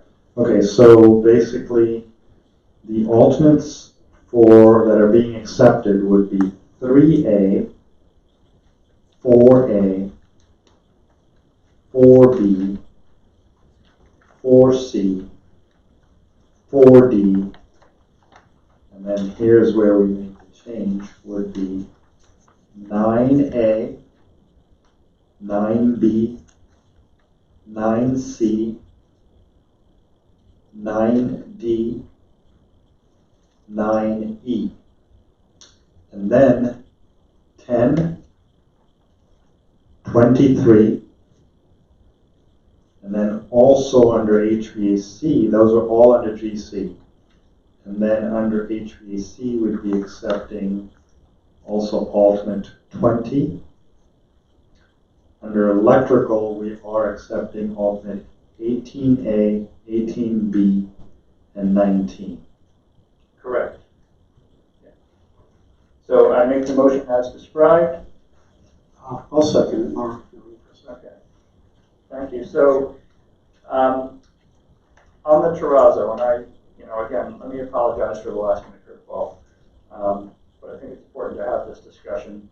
If we are going to go through with, as everyone has stated their preferences on the big ones, I'm just looking for a place to save some money somewhere.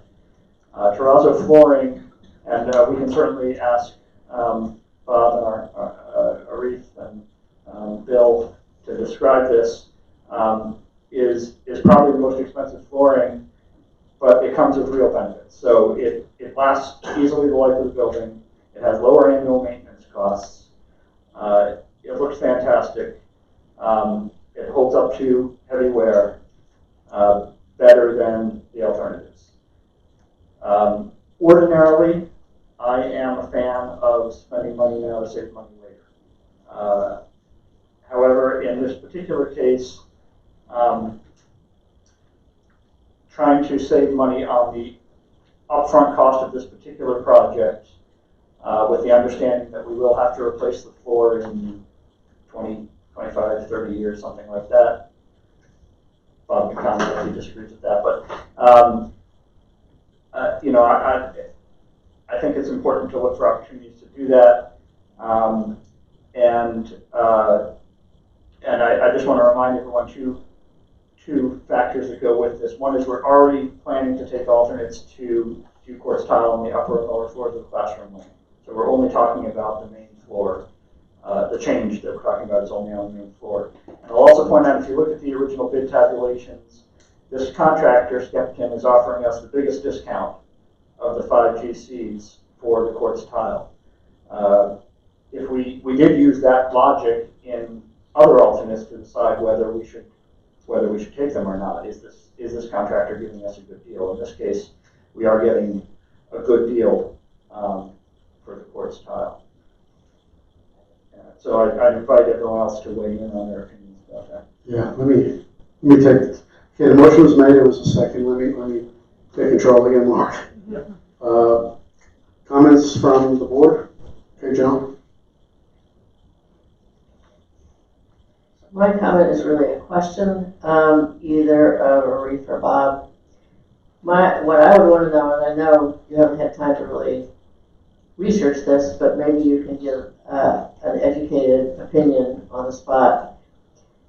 Which, in terms of life cycle costs, because that to me is the most important thing, which life cycle cost do you think is better? And I assume that the difference in recommendations based on the main floor is a much higher traffic area and the other alternates have to do with other high traffic areas.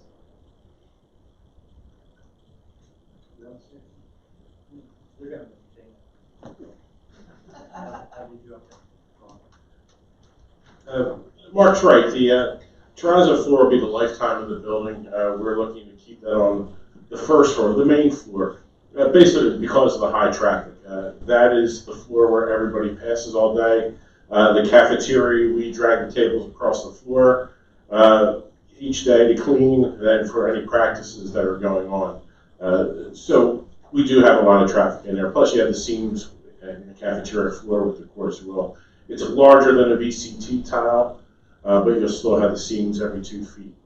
I don't know what lifespan is on the courts. It's a relatively new product. I don't know anybody's put it down to how to replace it yet, but I've only seen it over the past few years. So I don't know what lifespan that is. Did you have some lifespan on courts? I just want to. Yeah, I don't have a life cycle timeline on the courts, but I do want to point out, Mark, just to make sure we're clear, and I don't know if we can go back to the PowerPoint because you did throw a ringer here on this one.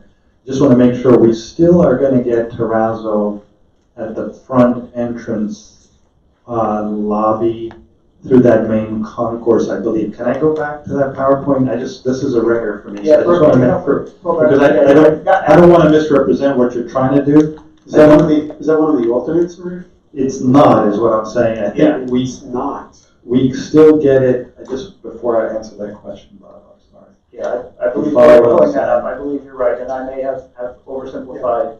Okay, so here you go. So this part here in the front, if you can look here, so this is always going to stay terrazzo here. So what you're deleting right now, the only two things that you're actually deleting from what we didn't have before is you're deleting the blue, you're deleting the green, and you're also deleting the next slide here.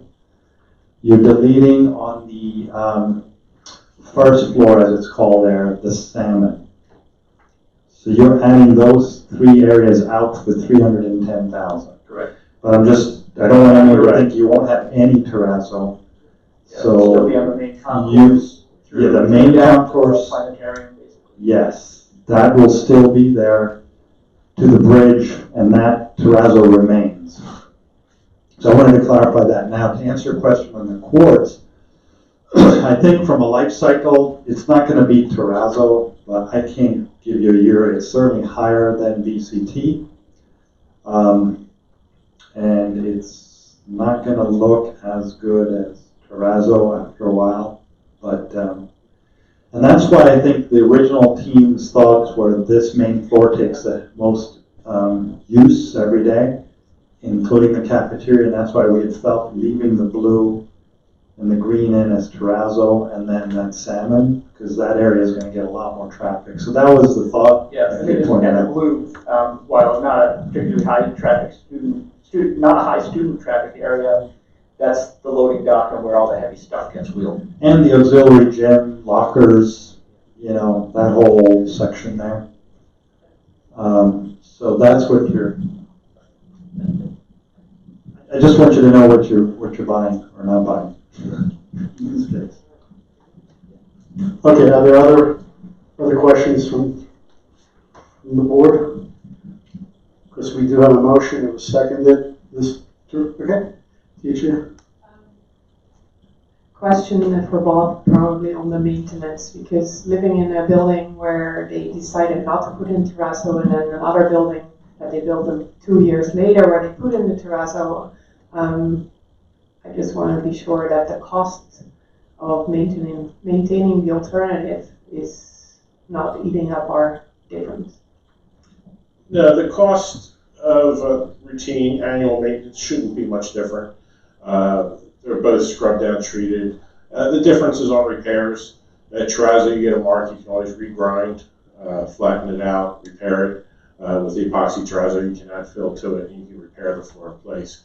where courts you damaging or removing the floor and replacing new tiles. But on a daily, the scrubbing, coating, polishing, they both are pretty similar.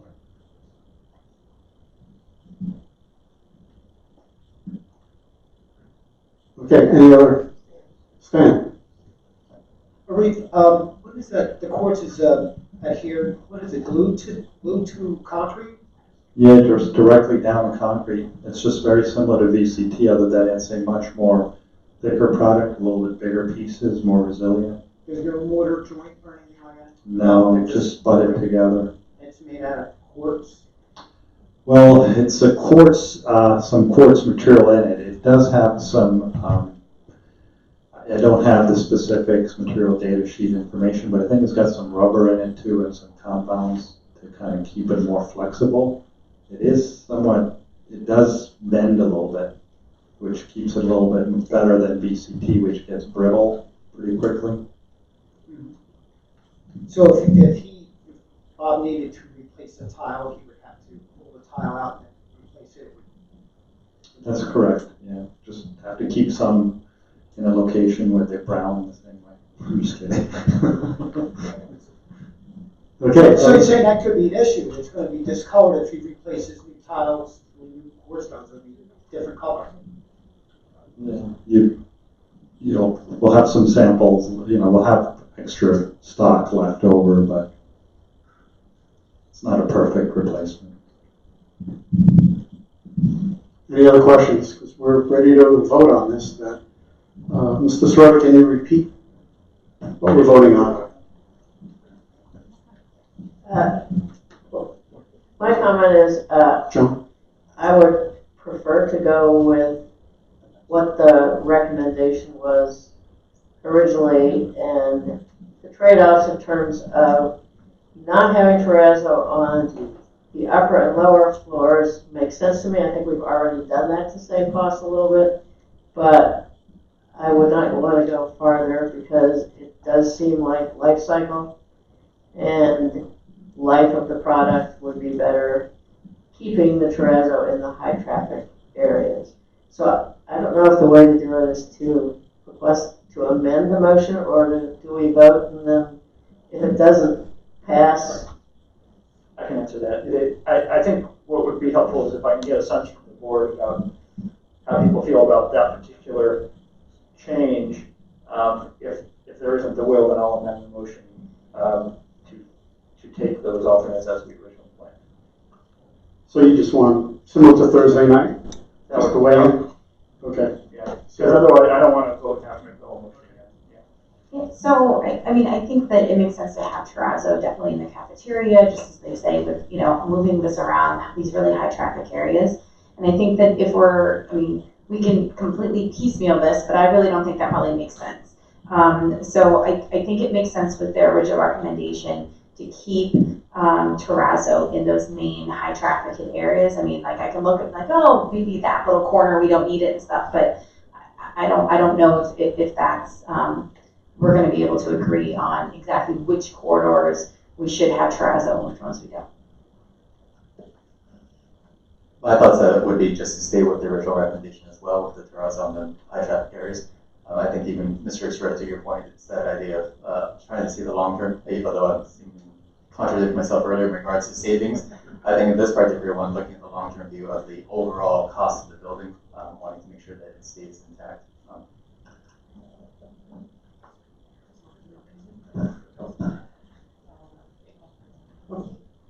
I refrain or whatever. I'll abstain. I say keep the terrazzo.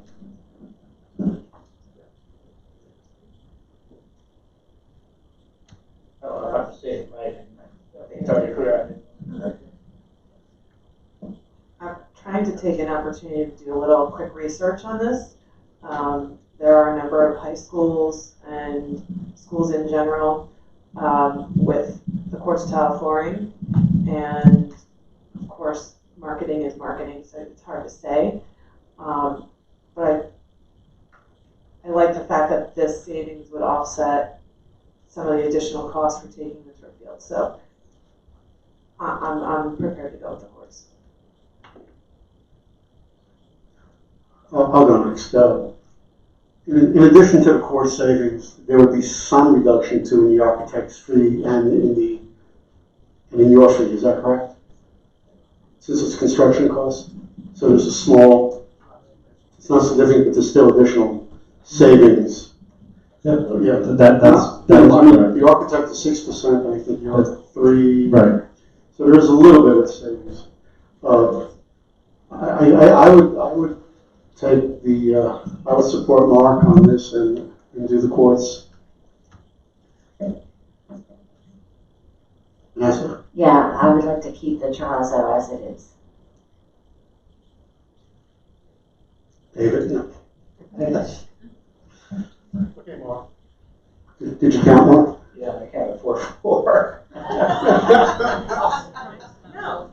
I agree with you. Yeah. Yeah. Oh, that's okay. All right, in that case, so I will amend the motion.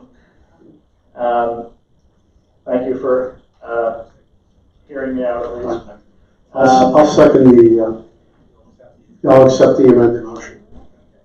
Okay, do we need to do the numbers before we vote? I think I could give you a new GC number. Okay, you ready?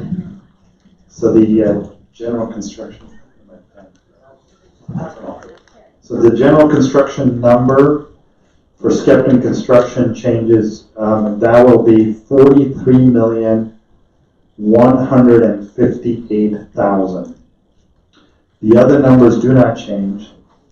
The alternates accepted under the GC will be 3A, 4A, 4B, 4C, 4D, 9C, 9E, 10, and 23. Bill?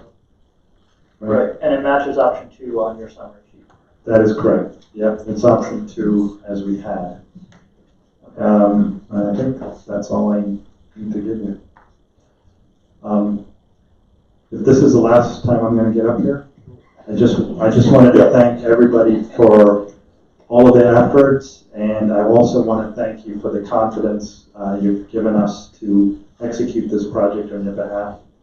And I just want to thank everybody for their patience, and we're going to do a good job. Okay. Thank you. Anything, colleagues? Okay, this will be a roll call vote. Brooke? So do I have to repeat? It's option No, 2? don't even try to repeat it. Just call our names. Okay. Mrs. Francis, please say yes or no to the amended. I need a clarification. Because for each option, there's a list of alts that it appears that we are accepting. Am I reading this correctly? Yes. So if I am voting against option 2, how do I, but I didn't, just say no. Okay. No. Yes. Oh, Mrs. Good. Sorry, I got ahead of you. Dr. Kim. No. Dr. Ludwig. Yes. Mr. Rapsky. No. Mrs. Rothman. Yes. Mrs. Sherbier. No. Mr. Sirota. Yes. Dr. Levinovitz. Yes. 5 yeses. And 4 noes. Okay. So the motion. Motion carried.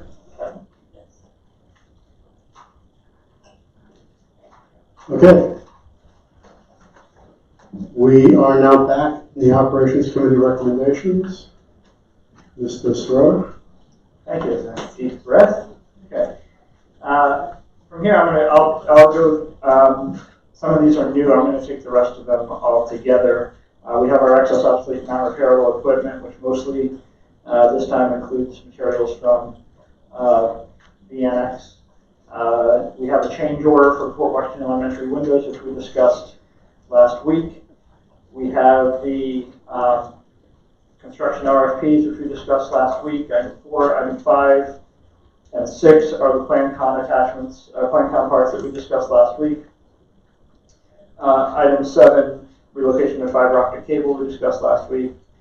The architect executing the next phase of the architect contract, we discussed last week, and we also discussed 9 and 10, the purchase of vans and sale of old vans on municipal. I would move that we accept all of those. Second. Okay, first and second, so this is all the items in the operations except for item 3. Correct? Okay, comments or questions? Seeing none, all those in favor, please say aye. Aye. Anyone opposed? Okay. Thank you, Mr. Sirota. Finance Committee? Is good? Excuse me, yes. I'm going to take the first 3 items. All of the items are not ones we've discussed, but first 3 are pretty routine items. So I make a motion we accept items 1, 2, and 3. Okay, is there a second? Items 1, 2, 3, need a second? Good, that's lovely. Comments or questions? Items 1, 2, 3, the Finance Committee recommendations. All those in favor, please say aye. Aye. Anyone opposed? Okay, the next item, item 4, is actually a ratification. I make a motion that we ratify the agreement between the district and the MCIU to provide meals for Head Start programs at district locations for this upcoming year. We do this every year. Okay, we have first and second. We're taking this item by itself, I guess. Yeah. Comments or questions? All those in favor, this is item 4 on the finance, please say aye. Aye. Anyone opposed? Okay. Item 5, I'll just take that. I'd like to make a motion that we approve the cooperative purchasing with the organizations that are listed in the motion. Okay, we're taking that one by itself, obviously. Item 5, is there a second? Second is Francis. Okay, item 5, all those in favor, please say aye. Aye. Anyone opposed? Hopefully there weren't any comments or questions. Facility use rates. Finally, I'd like to make a motion that we approve the facility use rates for Community Aquatics Program, gate fees and group fees, pool season pass fees, facility rental charges, and that they would remain at the same levels as they have been at the 18-19 levels. Second. Okay, second, Ms. Francis, comments or questions? I have one. Yes, sir. As I mentioned earlier, I'm fine with this for 1920, but going forward, I would like the administration to look carefully at these rates and see if there's an opportunity, especially as we look towards having the middle school facility, to increase them. Yep. At least in the future, we'll be including them too. Okay, comments or questions on facility use rates? See no other. All those in favor, please say aye. Aye. Anyone opposed? Personnel, Ms. Francis. Yes. Tonight we have 2 items. First, the homeschool coordinator, which is a staff member to provide those services through the end of the year, not to exceed $3,000. And the second is our typical monthly personnel report. Just want to acknowledge 2 items in our appointments that were mentioned earlier, but again to welcome Ms. Megan Candido as Assistant Director of Human Resources and Alvin Olbermann as our new Supervisor of Special Education for Secondary. I'd like to make a motion to approve both of those items. Okay. Okay, any comments or questions? Personnel tonight? Seeing none, all those in favor, please say aye. Aye. Anyone opposed? Moving on to policy. Thank you. So we didn't have a policy committee meeting this month, which I think is the first in several years to skip a month.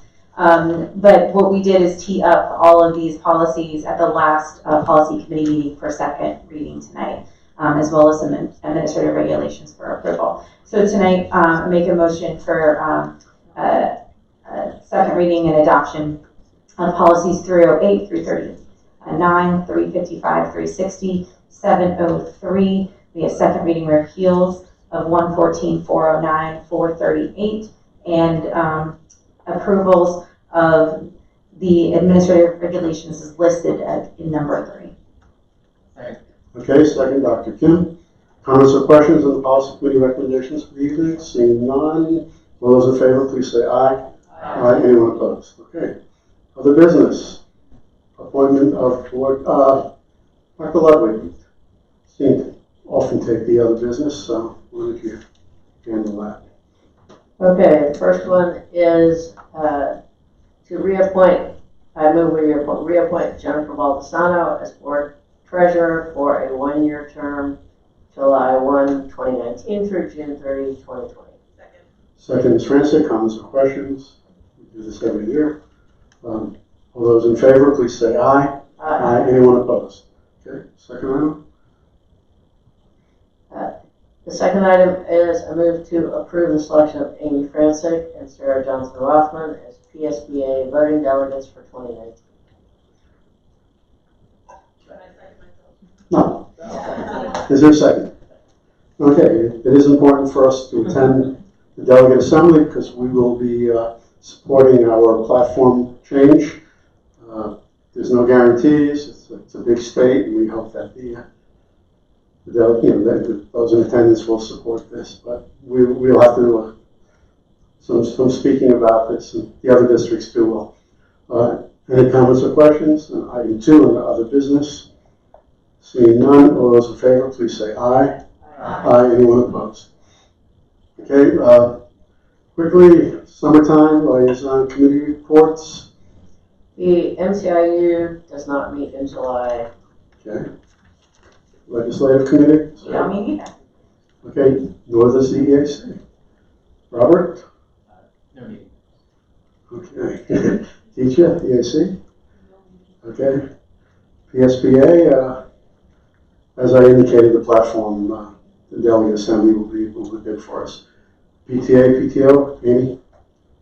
There are no meetings during the summer. I will make mention that the Sandy Run Middle School PTO is providing a new service this year where all of the school supplies for each grade level will be packaged, bundled, and sold at the school store. The website for the PTO is robust, and I think that's going to be a nice service. Personally, I'm looking forward to not going on Amazon for the next 2 weeks to buy everything piecemeal. So thanks to the PTO, PTA, and please check your websites. Thank you. Mr. Rofsky, Township? Yes, we did meet last week, and Dr. Levovitz was in attendance along with Dr. Yanni. We talked about the Sandy Run project. We talked about the 520 Virginia Drive, future development, residential developments. Talked about 20 Road, and talked about safety training with the township. Okay, thank you. Education Foundation, Vanessa? We're off right now, nothing's going on. Joke. Solicitor report? I refer the board to the solicitor office update that was in your board update this week. I did host a school code amendments and other legislative amendments. And also a reminder that the case regarding the fairly high profile case about President Trump not being able to block his critics from Twitter account, that does likely apply to you as school board members. That doesn't mean you can't block comments that are offensive. You just can't block them because they criticize you or otherwise. Okay, I'll leave that alone. We're up to community input. Part 2, any topic? 4 minutes, state your name, where you reside in the township. Jen Cousins, Fort Washington. It's a bummer to reflect. I just had a couple questions. The permitting fee that was specifically brought up for $522,000, and maybe Sienna will the answer just being a former commissioner. I'm under the impression that that pays for the township engineer basically for like kind of the next 3 years to kind of come out and inspect. But that's a salaried employee, so it seems like we're almost paying twice for one person to, if I'm understanding it correctly. So maybe there's more room for collaboration with the township if that's really the case, because that employee, if he's salaried, makes money whether he's at Sandy Run inspecting it or not. I understand charging permitting fees when you have to bring out outside experts, but if it's a township employee, I don't know if there's a way, and maybe I'm misunderstanding, but that's the information I got. I appreciate your vote on the planetarium, thank you, for kind of seeing that. I know I'm one of the ones who complains about taxes a lot.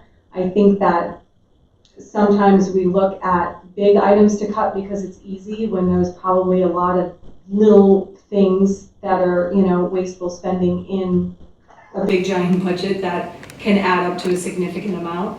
So I'm hopeful with our new business office that we can really go through line by line. I know that the budget has been like a mystery, I think, to most of us for the last 5-6 years about what's really in a line item and what, 800,000 other, like that doesn't seem like an acceptable line item to vote on. Like, what are those numbers? So I think if we really look and dig down, we'll find the savings. Thank you.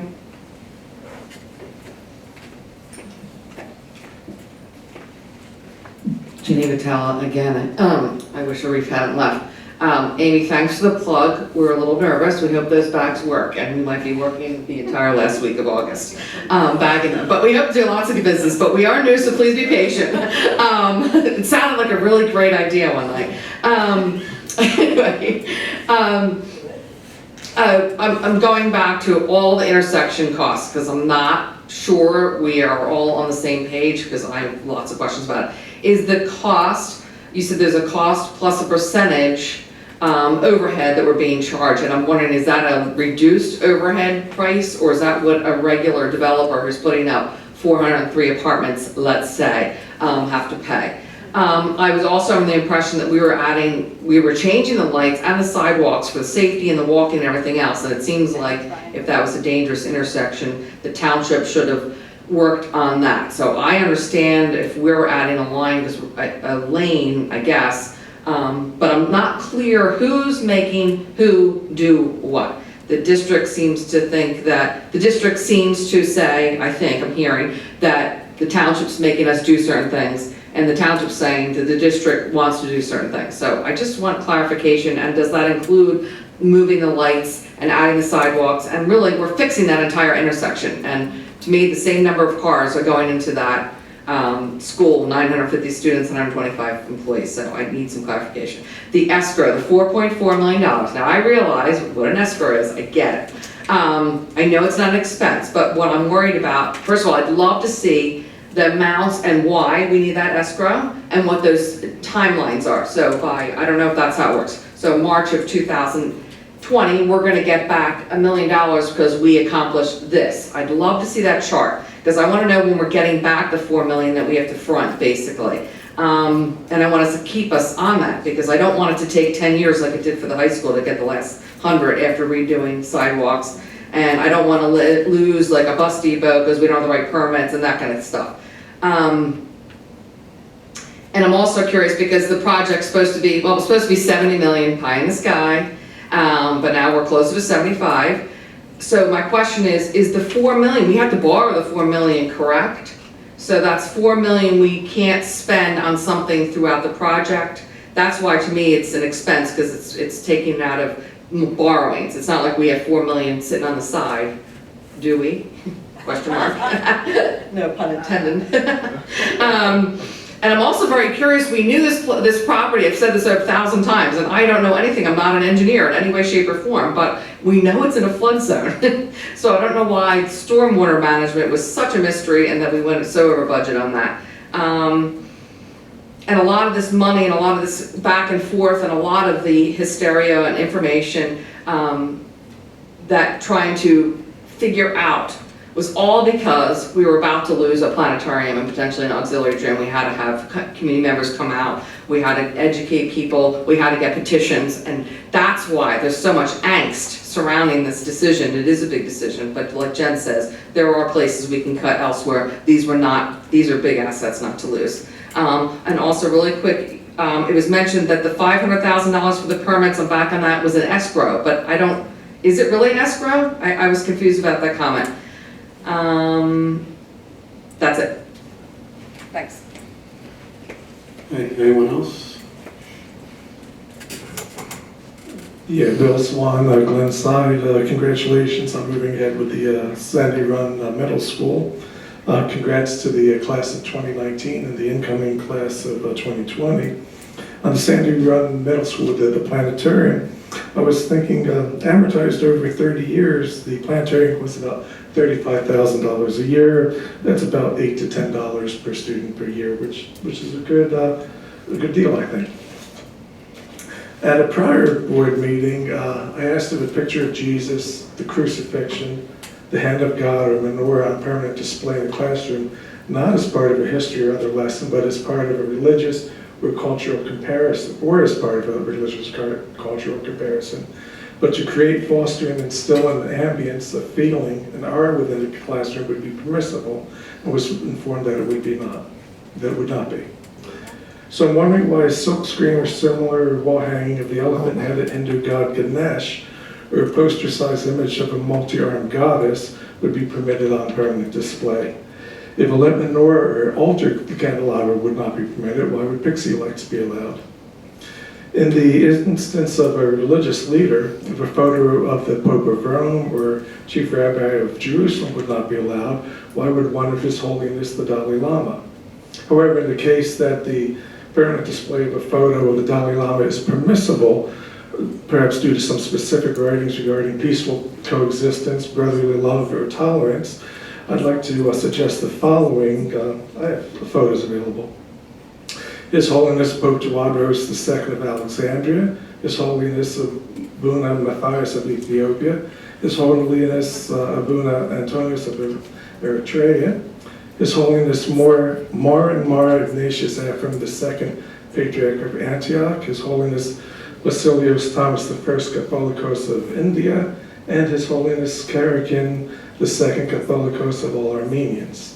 All are leaders of savagely persecuted religious minorities whose adherents have been thrown out of their homes, kidnapped, forcibly married and converted, tortured, raped, mutilated, murdered, beheaded, crucified, and even burned alive in their home countries rather than renounce their faith. The list contains heads of Christian minorities vilified, derided, anathematized, and condemned as heretics in the West for over 1,500 years for their unwavering adherence to the Cyrillian formula, and my Greek pronunciation is not that good, I'll let that go. And as you can see from the photos, the majority of them were people of color, and the inclusion of their photos of the same side alongside that the Dalai Lama would be a welcome and welcoming addition to the high school and district as a whole. Examples of their writings on peaceful coexistence, brotherly love, and tolerance are readily available on the internet. And on another note, just earlier this month, tying in the planetarium, Spanish language and culture, thank you. We had the opportunity earlier this month for anyone that would be interested in viewing a total solar eclipse in Chile. Took place back at the beginning of July.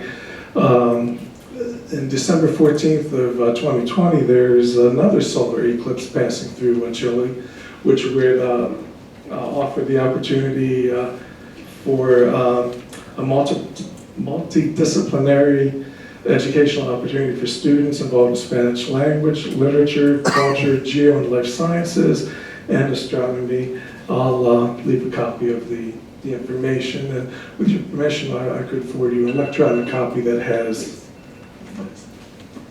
Thank you. Thank you. Anyone else? Ted?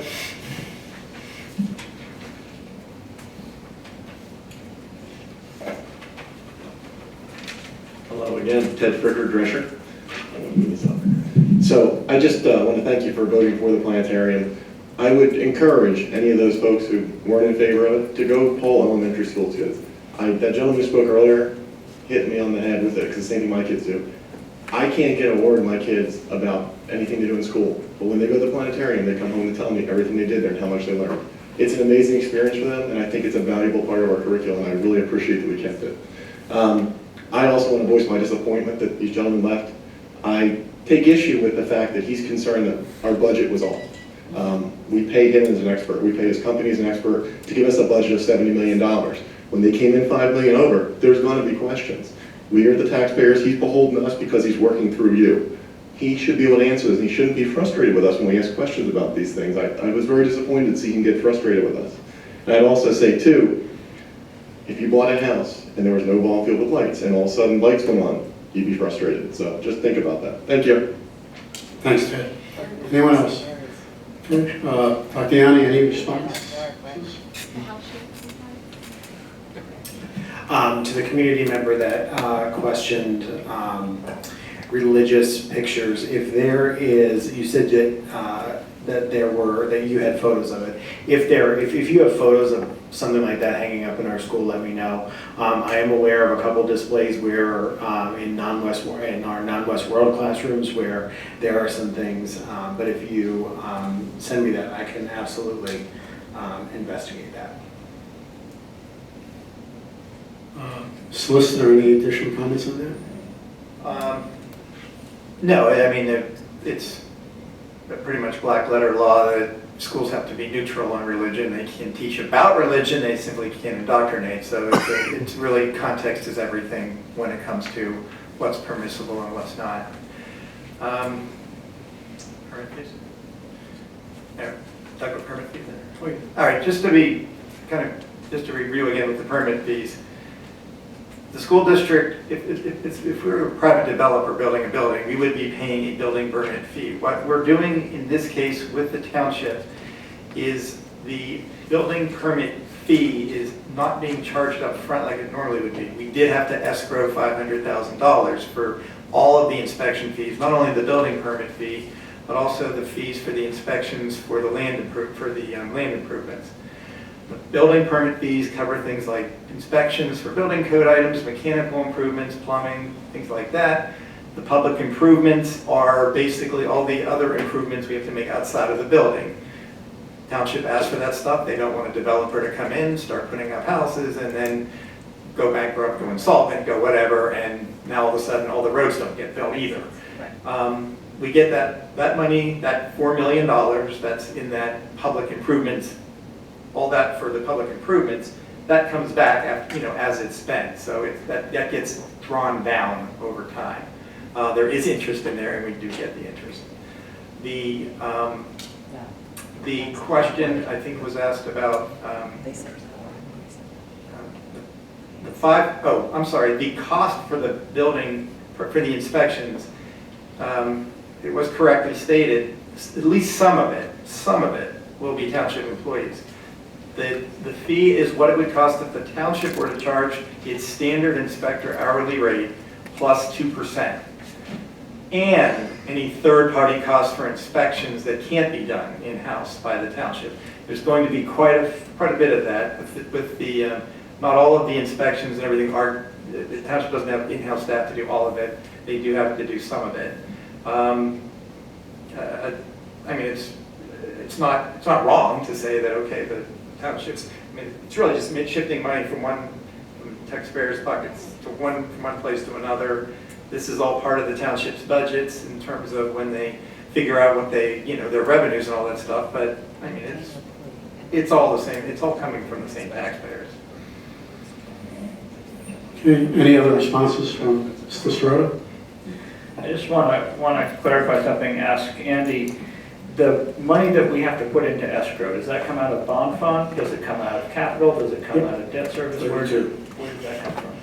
It comes out of bond fund, so it definitely creates a cash flow issue that will need to be managed, for sure. Thank you. And I just wanted to also clarify, there was a question about who's making the decision about the improvements to the intersection at Twining and Limekiln. And the real answer is that's a negotiation. It isn't anybody making anybody do anything. But through the entire process, with the township, with PennDOT, et cetera, all of these things are negotiations. So I don't think it can be simplified as somebody's making somebody do anything. There are parts that are required by code, et cetera, but on the whole, I think it's fairer to characterize it as a negotiation. Okay, anyone else? Mr. Rosky. Yeah, Andy, do you know what the interest rate would be on the escrow amount? we'll be collecting interest. We'll be collecting interest. I don't know what that interest rate is yet. The account was just set up, so once I know that, I can certainly share that information. I would think it's going to be an account with Pliget, so I would think it's going to be competitive around 2%. So it's almost like a wash because we're borrowing the money at like 2%, is that correct? Right. I think the short-term rates are around 2%. I think your average rate is slightly higher than 2%. We certainly can't earn more interest than what we're borrowing the money as to avoid arbitrage issues, but it'll be similar. Okay, my one comment on the deceleration lane on Twining, I think that is really needed. The buses could now slow down, they go out of the travel lane, so they can slow down and make a right into the deceleration lane. Not 21 now? That's the only, so just the cars go down 21 now? And they still have that acceleration lane there too? That's okay. The plan is, as I guess it was Arif said earlier, complete separation of cars and buses. So the bus route is Martin Lane, Audubon, the top of the map, if you will, of the site plan. Loop around the field, bus parking. They don't come through the parking lot side at all. Similarly, the cars all come in and out of Twining Road and, except for after hours, do not visit the upper half of the parking lot, go around the field or out Martin or Twining. Did that answer the question? Okay. Any other responses to community input? Mr. Russo, you have an announcement? The board had an executive session prior to tonight's meeting to discuss personnel matters.